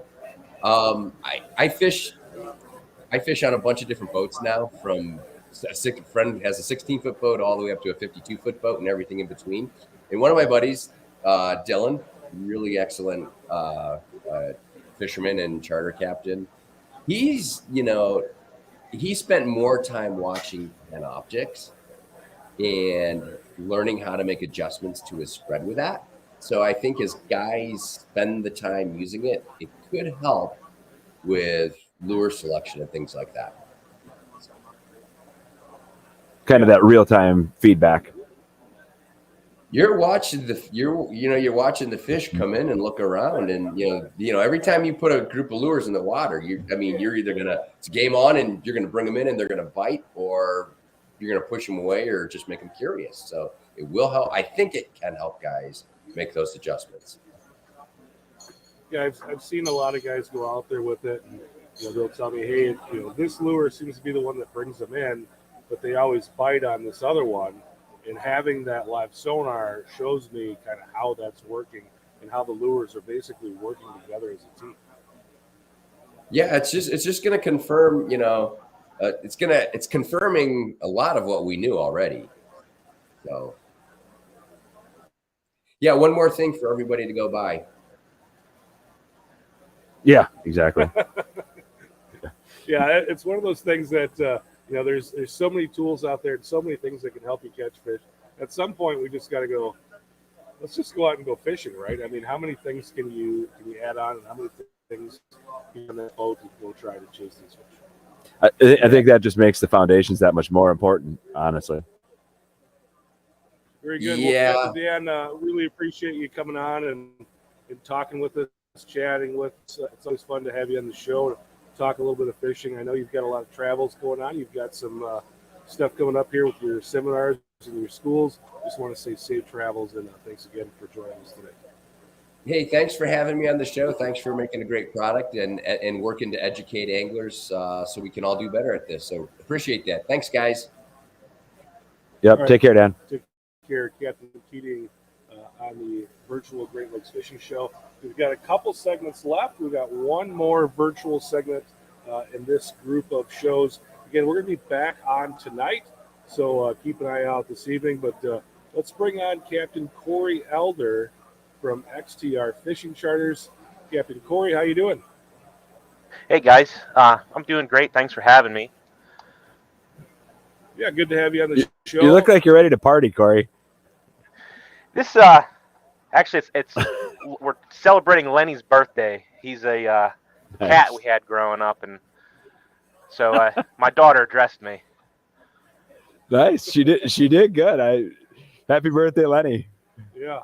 Well, one of the things that you're going to find with Captain Cory Elder, and if you follow him either on Facebook or Instagram or wherever it is, Captain Cory has a lot of fun in the water. He does. His clients have a lot of fun in the water. Yeah. As well. Yeah. You put some great content out there. It's fun stuff to follow. Oh, thank you. Yeah, Thank you. I think I've asked you before, but we've talked about this, and you've got clients that come out on the boat, and all of a sudden they're dancing and doing all these things, and their wives can't believe that you were able to get their husbands to do these things. Yeah, it gets goofy sometimes. I actually, my buddy and I were talking about getting a karaoke machine, just a little Bluetooth karaoke machine. So that'll be new for this year. All right, new for this year on Captain Cory Elder's boat, a karaoke machine. So, well, let's talk some fishing, Cory, and tell us a little bit about your area. You're a Lake Erie charter captain. Yeah. Tell us about the area that you fish. We go out of Presque Isle. It's a really nice area for diversity because you have the bay and the peninsula. You got on the inside, you got weeds and almost like an inland lake set up, and then you go around the bend and you're out in the Great Lake.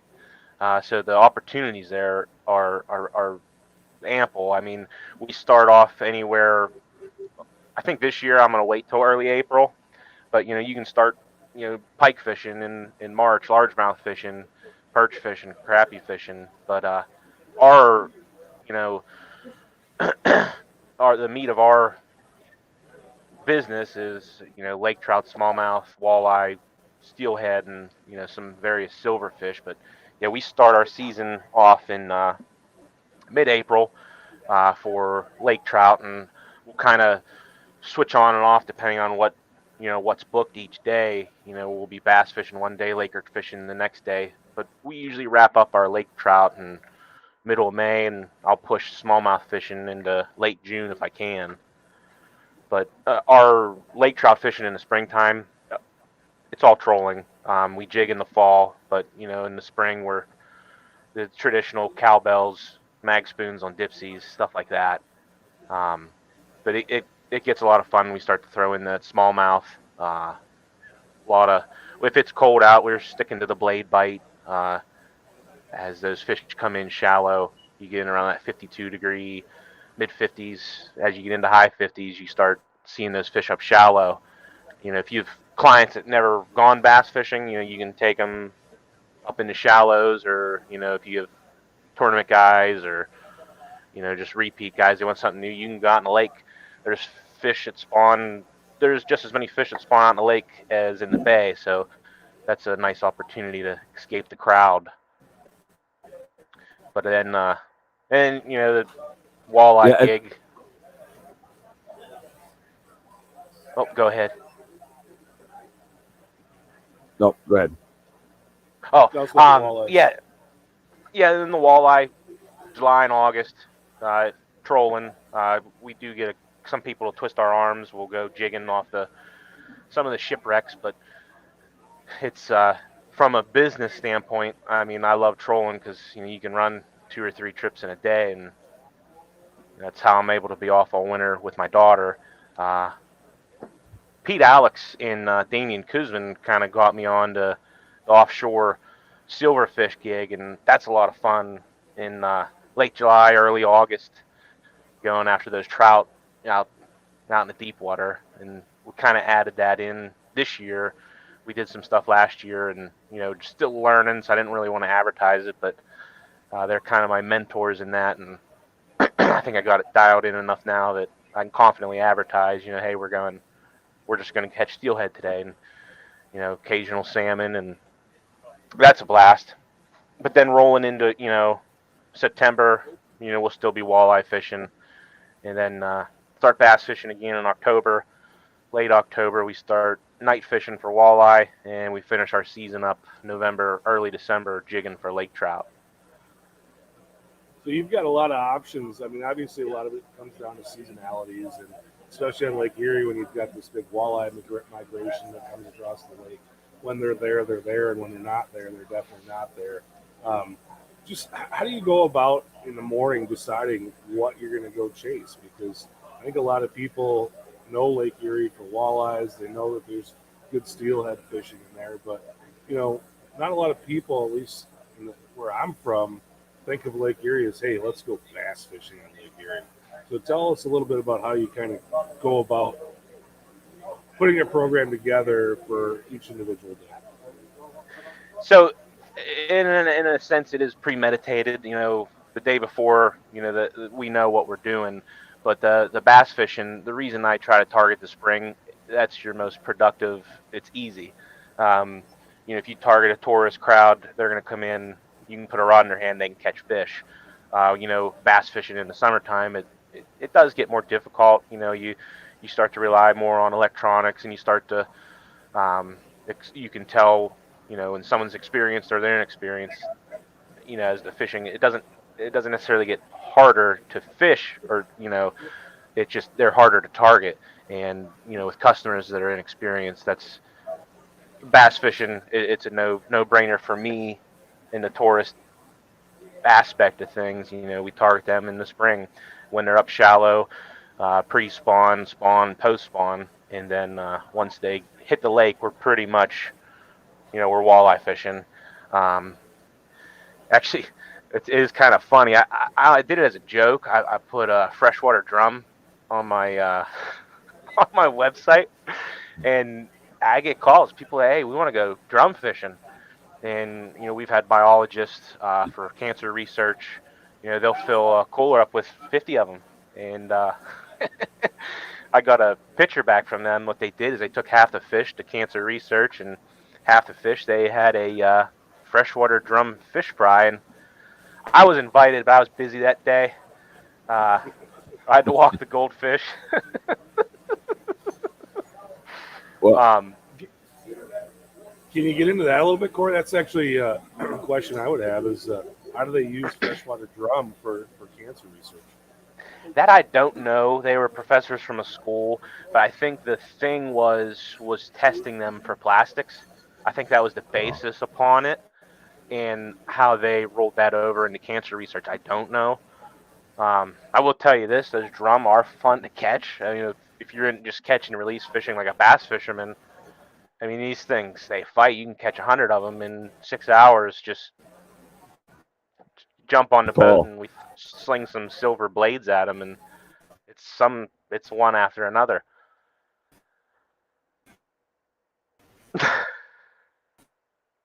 What does your boat look like? In order to be able to target all these different species, we're talking about a lot of tackle here. Tell us a little bit about how that works and just how you stay on. So that's a big thing. So how you were asking, how do I determine what I'm doing, that morning of, that's kind of why I had to structure my year around species. Because, I'll get people, hey, we want to do this, but I'm like, the boat's rigged up. It's got trolling plugs in it. It's got spoons in it. It's got everything that I would use for a trolling program. And I got 30 spinning reels stowed away back at home, or not in the boat. So it's really premeditated. I got to tell hey, this is what we're doing. These are the options, and a lot of times it's just scheduled as such. But for the last couple of years, I ran we went with the WX 2200 like Ruppert was running. This year we're running the Camus, the DV 22, and it's a pretty cool boat. I'll be honest, I'm still learning it. I got probably 30 hours on it at the tail end of last season, but I can fit 20 trolling rods and still have room on top for 10 various trolling. If it's steel, or if, throw some lead cores in there, and then I got another box I can fit 30 spinning reels in. So you can fit a lot in those little boats.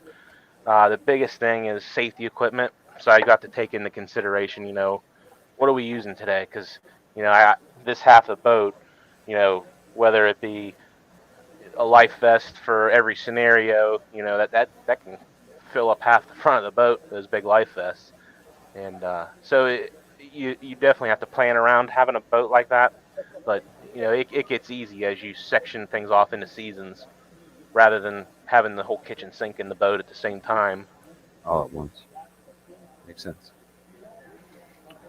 Yeah, I mean, I think everybody thinks, you said it earlier, Chris, everybody thinks Lake Erie and walleye. I've gone out and done the lake trout thing out of Erie there, and it's stupid. I mean, it can be. You hit that time right, and it's world class. Yeah, tell us a little bit about that, Cory. The lake trout, especially on your side of the lake. I mean, that Presque Isle area is super, super good. The spring's really traditional. It's kind of what you'd see in Ontario or Superior or Michigan, but the fall, and like there again too, but that's the big attraction. November, December, they're rolling up. They're in 20-foot, 15-foot. Sometimes they're in 5 foot of water, and you can throw bucktails, blade baits. My favorite's 3/8 ounce gold blade is really what I'll have on 90% of the time for customers. The bucktails are nice too. Orange, green, yellow, white. The VMC makes some nice ones, just pre-tied 3/8 or 1/4 ounce. But that's a lot of fun. You'll go side scan, and there's a bunch of submarines. It looks like there's 100,000 carp as you're going down the lake. It's just there's from Pennsylvania, halfway into New York. I think there's 90% of that basin's population just they're right in there spawning. Right. So it's insanity.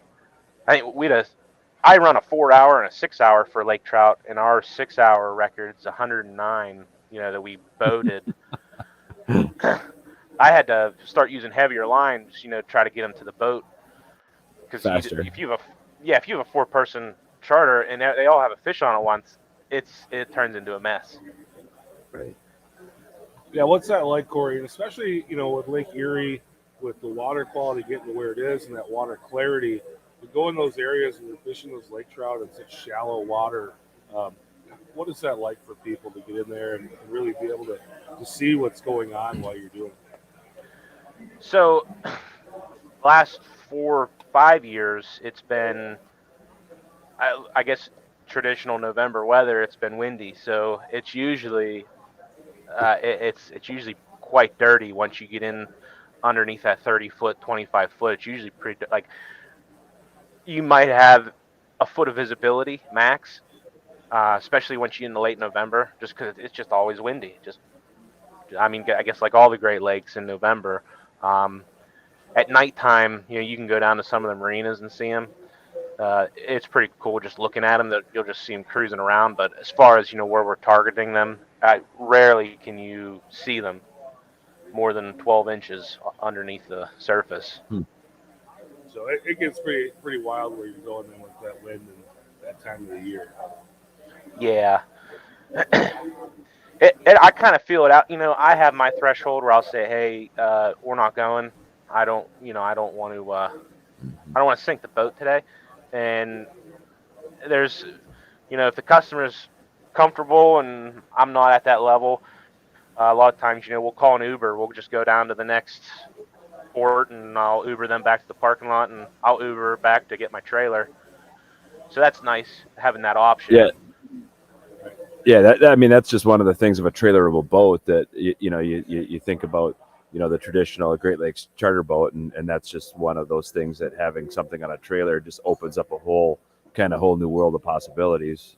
When you're dealing with Right. weather and different species. So For sure. Hey, we got a question here on Facebook. It's Dean Kruger. And Dean wants you to talk a little fish hawk. He says he's been using his fish hawk for a year now in Lake Michigan. He loves it. Can you tell me your basic approach to maximize the benefits of the product and capitalize on daily changes?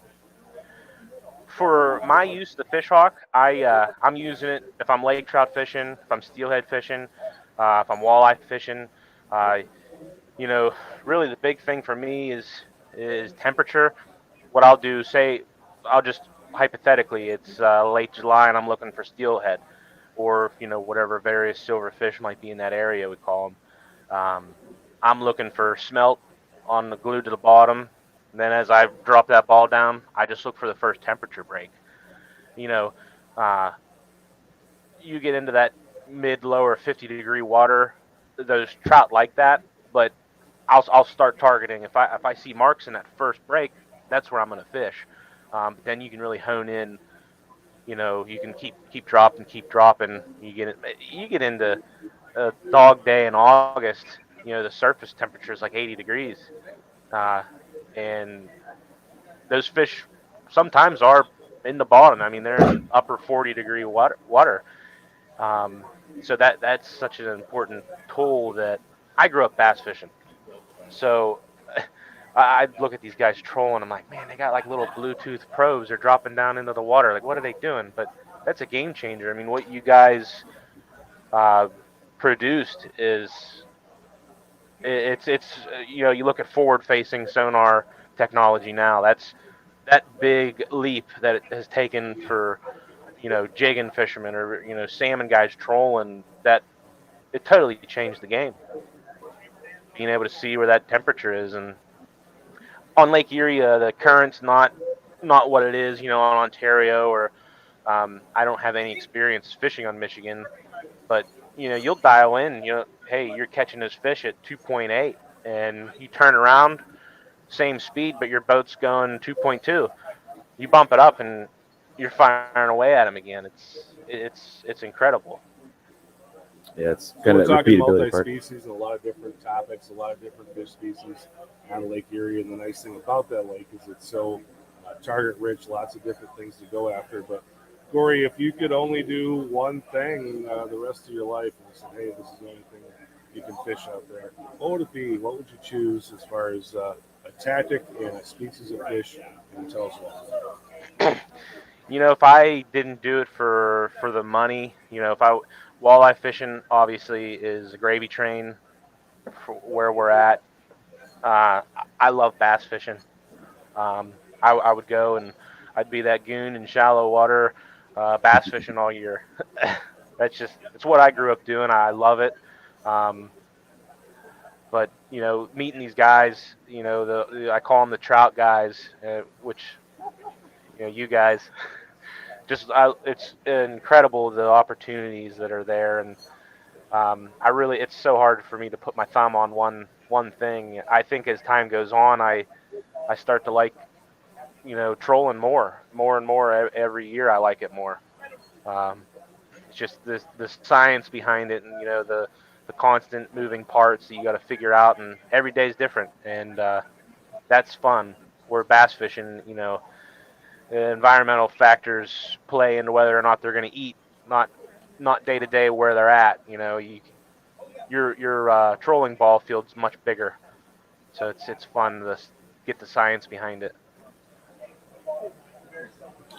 All right, Cory Elder, tell us a little bit about your boat. I mean, that's one of the things and you talked about a little bit having a trailerable boat. You talked a little bit about the storage solutions, but when you're doing what you're doing, you definitely need a boat that will get you to the places you need to get and be able to work in that hairy stuff, but also get into the shallows.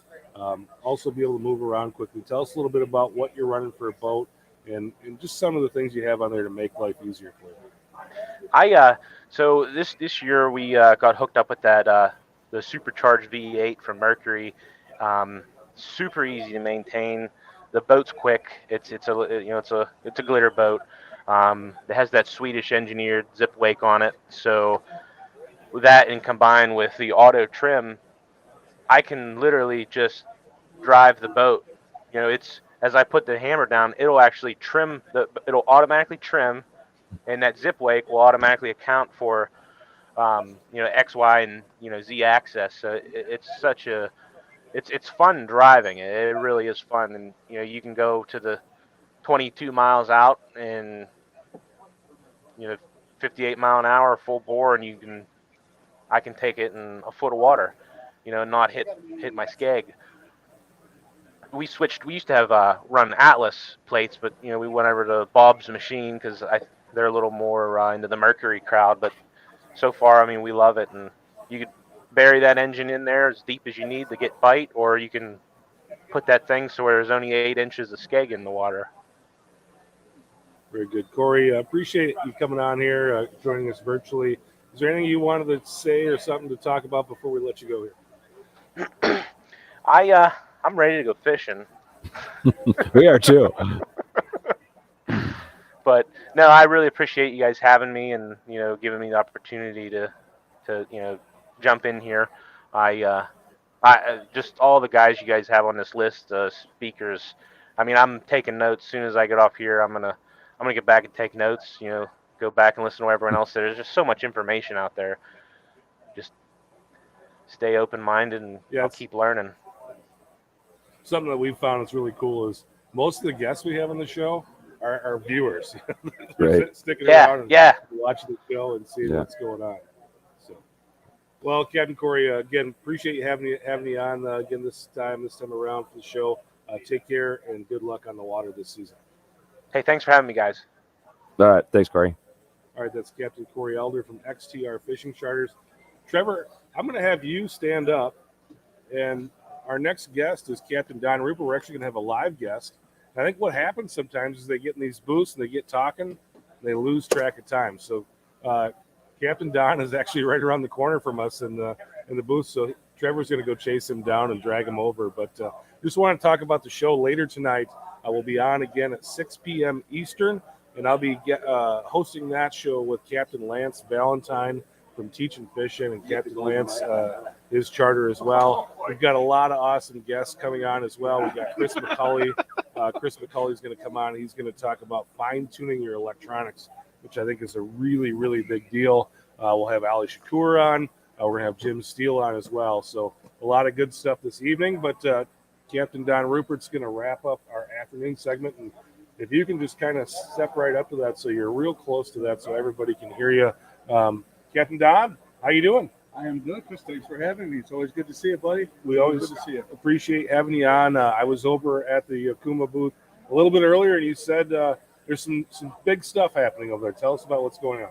Well, on the eastern basin here, from tournaments and the fishery itself, a lot of great things. I mean, our fishery I don't think it's ever been better. It's as healthy as it's ever been. The class of our fish right now, from young of the year to our mature fish, are improving. It's everything's there from trophy fish to valued fish. So it's a lot to offer everybody. Even from the applications, you don't have to be a massive or extremely extensive big boat operator, but you can still get out there and get it close to shore or off the shore. That's a good thing happening. What I wanted to talk to you about, let's get into Lake Erie in a little bit, but I wanted to talk some of the gear. You're working over here in the Okuma booth. Tell us about that. Yeah, the stuff that we're doing at Okuma, from line counters to high-speed reels to new rods, advancing very, very application specific.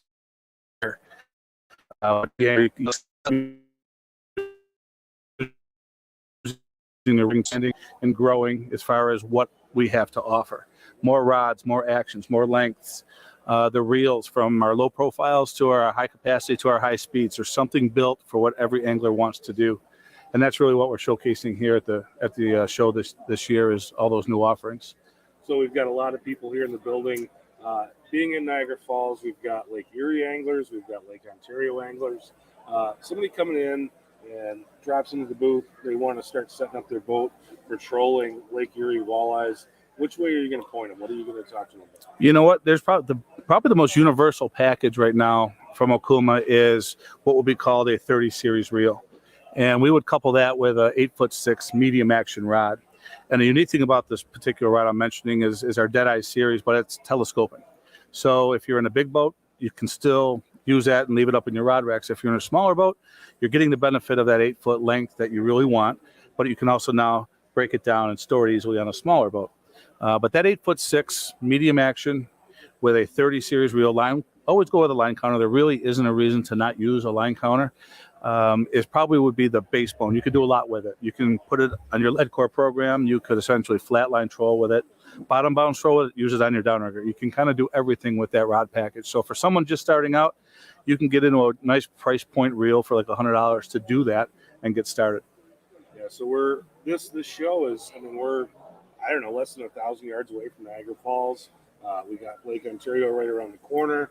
I'm setting up a boat. I want to go chase kings on Lake Ontario. Which way are you going to point me there? Again, that 8'6" rod with that 30 series reel will do both your walleye stuff and your trout and salmon stuff.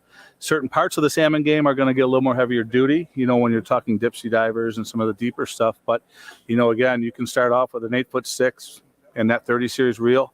Most guys on many of our stuff is going to be braid, so you get that capacity and strength that you can use both for the walleyes and for the salmon. So it's a nice universal rod. Fits both fisheries. Very good. Well, we started off the show talking about Lake Erie, and unfortunately, I hadn't pulled your mic up. I thought I pulled that mic up a moment ago, but I didn't. So some of the people missed out on it. I think they probably heard you through our microphones, but something that's near and dear to your heart, something that you put together every year. I know you've got a big team that helps you as well, but whenever I run into you, you just want to talk about the Sunset Bay Shootout. Oh, and yes. That thing is just growing every year. You're doing a lot of great stuff with it. Tell us about that. Well, thank you. Yeah, that's, the Sunset Bay Walleye Shootout. We hold it the third Saturday of every July. This year is our 13th year. We've been very fortunate. It grows by leaps and bounds. And a lot of it's got to do with the timing of our fishery. Big fish are very accessible from Sunset Bay. You don't have to necessarily go too far, and you can be competitive. But we also couple with a unique venue. We do it right on the beach of Sunset Bay. We bring in a nice 40-foot tractor trail hydraulic trailer. It opens up to be a live stage. We do a lot of unique things interactive with the teams, such as a hot seat format. So the current leading team sits up on stage until the next team bumps them. Essentially, the last team standing wins. But with that being said, it's kind of unique in the sense that we have a crowd of almost 3,000 people there to watch it. So it's quite the venue. Again, it's right on the beach. We've got Cabana Sam's there. We have the beach club there. So there's plenty of great food. There's plenty of great happy hours. The venue as a whole really makes it special, as well as the fishery itself. One unique thing, being our 13th year, and with a lot of the friends nationwide help of you, with your reach, we now have anglers coming from 26 states. So we have half the country coming in, and in the inclusion of our Canadian friends as well. So it's very well represented from all types of angler styles. We just don't see that conventional one style of boat. We see all kinds of boats coming in, and most importantly, it's the camaraderie of the guys. When you see them mingling at the captain's meeting, I know two guys that are talking that are completely two different boats, and they're both sharing their knowledge of how they do it, and that makes it a lot of fun. So. With the growth of it, we're going to be expanding to 200 boats for this year. So there is room. If there's somebody out there that wants to fish it, they can simply jump on our website to check it out. It's simply walleyeshootout.com. And then if they have any questions, we can give them more information. We have tournament packages, things like that. But it's open. You don't have to be pre-ranked or pre-qualified. If we have a spot and you want to come down, we'd love to have you. And we see kind of the feather of the cap is we don't have a lot of guys not returning. So that tells us, hey, they're enjoying it. They're coming out. If you look at the support that really helped us get it to where it is, Trevor Fishhawk, Okuma, and, we remember exactly how we started this thing and where we've grown from. We'll never forgot it. So you guys are as equally important to it as us and the guys running it. We thank you guys for that. What was the winning program last year, Don? What took the trophy last year? Last year, Ronnie Morcio, Real Hard Sport Fishing, he won it through a lead core and open water trolling program. There was a good pocket of fish last year right out at the Canadian border. It was in American waters, but right on the border. If anyone's out there that's savvy on the GPS, the middle numbers, very easy to remember, 40, 20 were our waypoints out there. Those fish are there every year. Very, very, within a mile or two anyway. They just move up and down that border. We've got a great current there. There's a lot of bait there. Our bait in the Eastern Basin is back. Those fish are relating to it, and they're on that border every year. So Ronnie was out there. He was trolling some stick bait. It was a stick bait bite, specifically a Walleye lure was working well for him. And 5-color, 6-color lead core program targeting those suspended fish 35, 40 feet down in that area, over about 75 to 80 feet of water. So everything related to that, you know, your sonar, your electronics, your GPS, your fish hawks, all helped them. And it was very exciting. We kind of heard he had a big box, and what we do at the show is we held him to the very end just to try to ramp up. And sure enough, he came on stage, and last box, the fish went up, and man, the crowd went crazy. It was exciting. Cool. And you know, it's you know, they were high-fiving and man-hugging and crying, and the emotion was there, and they did very well. They had a great weekend. A lot of fun. Well, we've got a question for Captain Don Ruppert, either on Okuma or on the Sunset Bay Shootout. Go ahead and drop in the comments. We'll get it to him. I got to ask you this, Captain Don. You know, there has been a lot of publicity about fishing tournaments recently. A couple guys got caught with the cheat. Sure. How do you guys handle that? How is that something that you're making sure doesn't happen at your tournament? Yeah, you know, it's boy, what a sad situation that was. Yeah. And my personal emotions after building Sunset for 12 years was like, you know, your initial thing is, oh my God, all tournaments are going to be ruined. But, you know, talking to the guys from Ohio and Michigan and Minnesota and beyond, what it did is it really kind of, I thought it now, to me now, it brought us closer together, right? Like we're kind of self-monitoring, we're talking amongst each other, sharing ideas amongst tournaments. But to essentially answer your question, we've always instituted, if you're winning something out of Sunset Bay, we do have polygraphs. So you're going to go through a polygraph part of our program. With what had happened in Ohio, we actually added additional safety factors to where we'll pay the top 20 boxes, essentially. If you're in the payout, your cooler is staying with us, and we're going through every fish. We have the volunteers already established, so we're going to actually add another level of security to at least touch the fish, feel the fish. You know, you can wand the fish, but it's not picking up steel, or it won't pick up lead. It'll pick up steel. So there's other things that you have to be aware of. So whether we kind of call it massaging the fish, at least you can feel the bellies. We can probe the bellies. We can wand the bellies. So we're going to add all that to what we already had as a safety feature. So myself, my staff, we're very confident that what happened, unfortunately, down there will not happen in Sunset Bay. So it's an effort, but we're very fortunate. If anybody out there is from Sunset Bay listening, and you know, we're very fortunate to have 40 volunteers helping us do multiple phases of what we're doing down there. And without them, holy cow, you just can't have an event of that size without that help. And these guys are ready and willing to dive in and do that level of security on these fish for us. So yeah, that's a big deal. It sounds like you guys are really putting a lot of work in to make sure that the people who win this thing should win the thing. Yeah, and that's, you know, it's you know, we in my career we've been fortunate. We've lost tournaments, we've won a few, we've been in the middle, and you know, we remember the days we lost, we remember the days we win, and when you win, it's got to mean something for your team and the respect and your reputation. So I really don't see any type of an issue coming up. I think it's too fresh where I don't think anyone's really going to have the, you know, the testicular fortitude to say to try to do something like that again.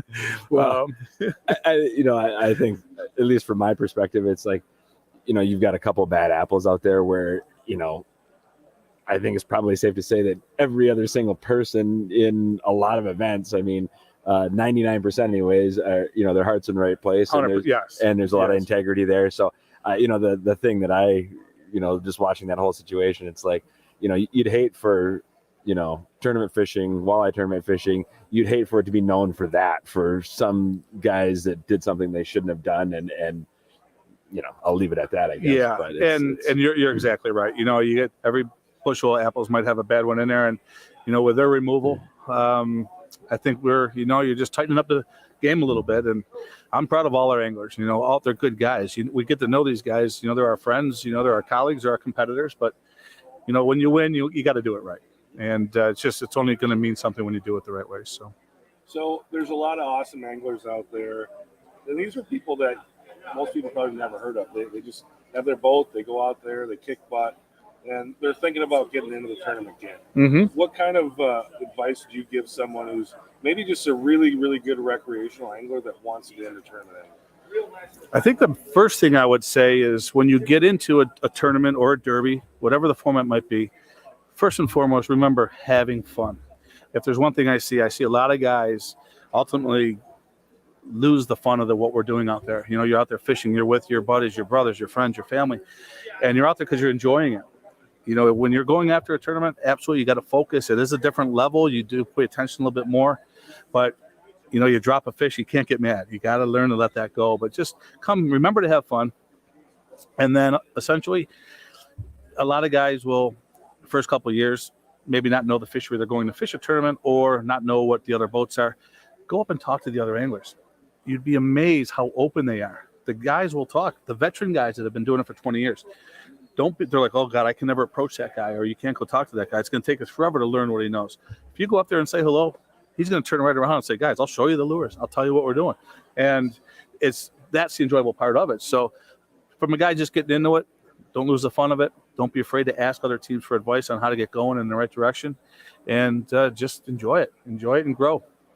Probably the scariest thing I think for people that are like that are getting into the tournament thing is the clock, the time. How do you manage the clock? How do you kind of make sure that you're using every second, but also make sure that you get back on time? You know what? That's a very good point. You know, ironically, we look at it after being in it for so many years. The fishing is the easy part. It's making sure the boat's ready to go, making sure your leaders are tied, your lures are right, your hooks are changed. You know where you're going. You know what you're going to do to get there. Your oil's changed, your motor's running, the trailer's working. That's where I see most guys kind of fumble out of anything. Executing the fishing side, you know, that should be well advanced and well done beforehand. And, you know, kind of maybe the next step of that is pre-fishing. You know, pre-fishing is amazing. We constantly say tournaments are won on a Wednesday and a Thursday. You know, if you're going to get into the Sunset Bay shootout, you're going to commit to the amount to get into it, you know, the costs and things of that nature. It's worth taking that day or two and go out and practice. And I know a lot of people, even in my own family, will say, how do you go practice fishing? You know, they don't understand the concept of practice, but fundamentally, you have your program built, ready to go for that weekend, a day or two in advance. And that's a big part of it too. If you're going out of the harbor and heading out fishing for the tournament and going, well, you want to go to Sturgeon Point or you want to go to Dunkirk? Oh, the game's already over, really. You know, you might any given Sunday, as they say, but do your legwork, you know, do a little pre-fish. It will go a lot. It'll go a lot further for the tournament for sure. Trevor? I think he's spot on. Was it preparation makes the day, right? So. For sure. I'm searching for my water. I'm not sure where I put it. Yeah, I'll get you I've one. got a tickle in the throat here really bad.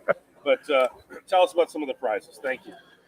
You know, one of the things that you're really proud of is all the people you guys are working with, and it's an incredible prize pool. You were telling me something like, you know, you guys do a Friday meeting, and you kind of do like a raffle type of drawing for that. And you guys got some awesome prizes in it. And you've got so many prizes that you've got a really high likelihood of walking out the door just before you even get in the water. Yeah. That's that actually, it's a great thing to share with the guys, because it's really a kind of a 4-day event in the sense that Thursday is our captain's meeting, and every team is required to report there. We do a reading of the rules. We do a couple fundraisers for the Sunset Bay Fire Company. We're very big on giving back. We have 3 other charities that we donate back. So we do a lot there on that Thursday, and that's just getting everybody ready to go for Friday. Friday is what we call Big Fish Friday. Again, we go back to practice. So all the guys are going to be out there. So there's some side money for Friday.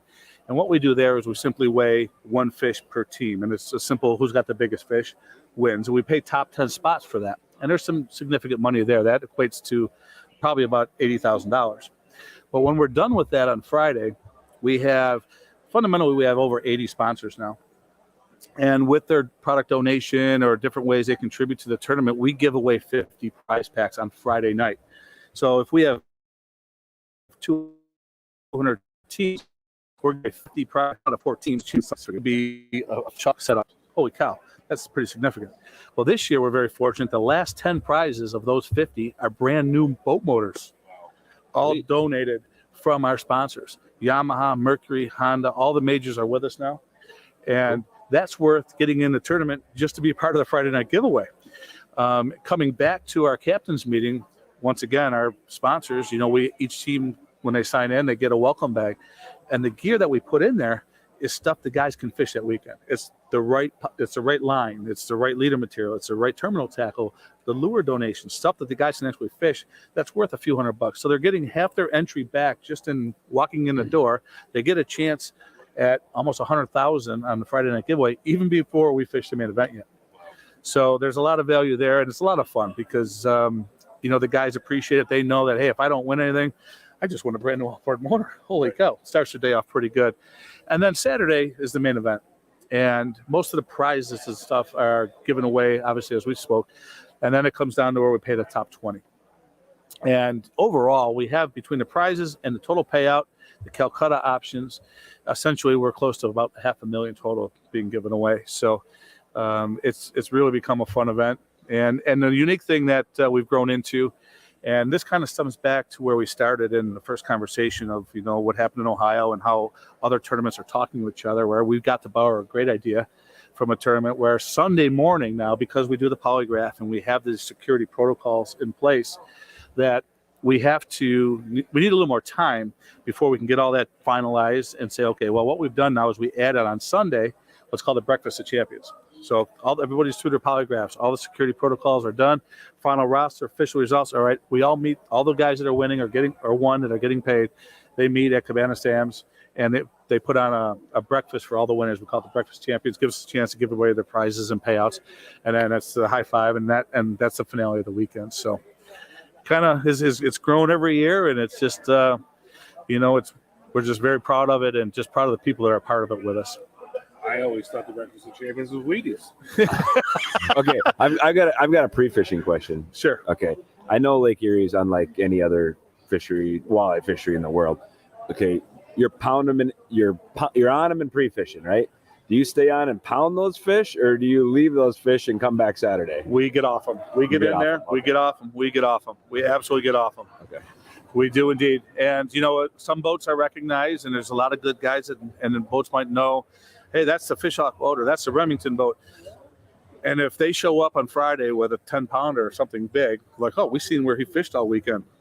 Kind of self-evident given away. So a lot of guys will get in there, set up a program, and say, all right, let's get out of here and go look for other water. Okay. Yeah, that's how I would do it. But Yeah. I mean, Lake Erie is different. I mean, there's a lot of fish out there. One of the tools I see people use for pre-fishing, probably more than just about any other tool, is a pair of binoculars.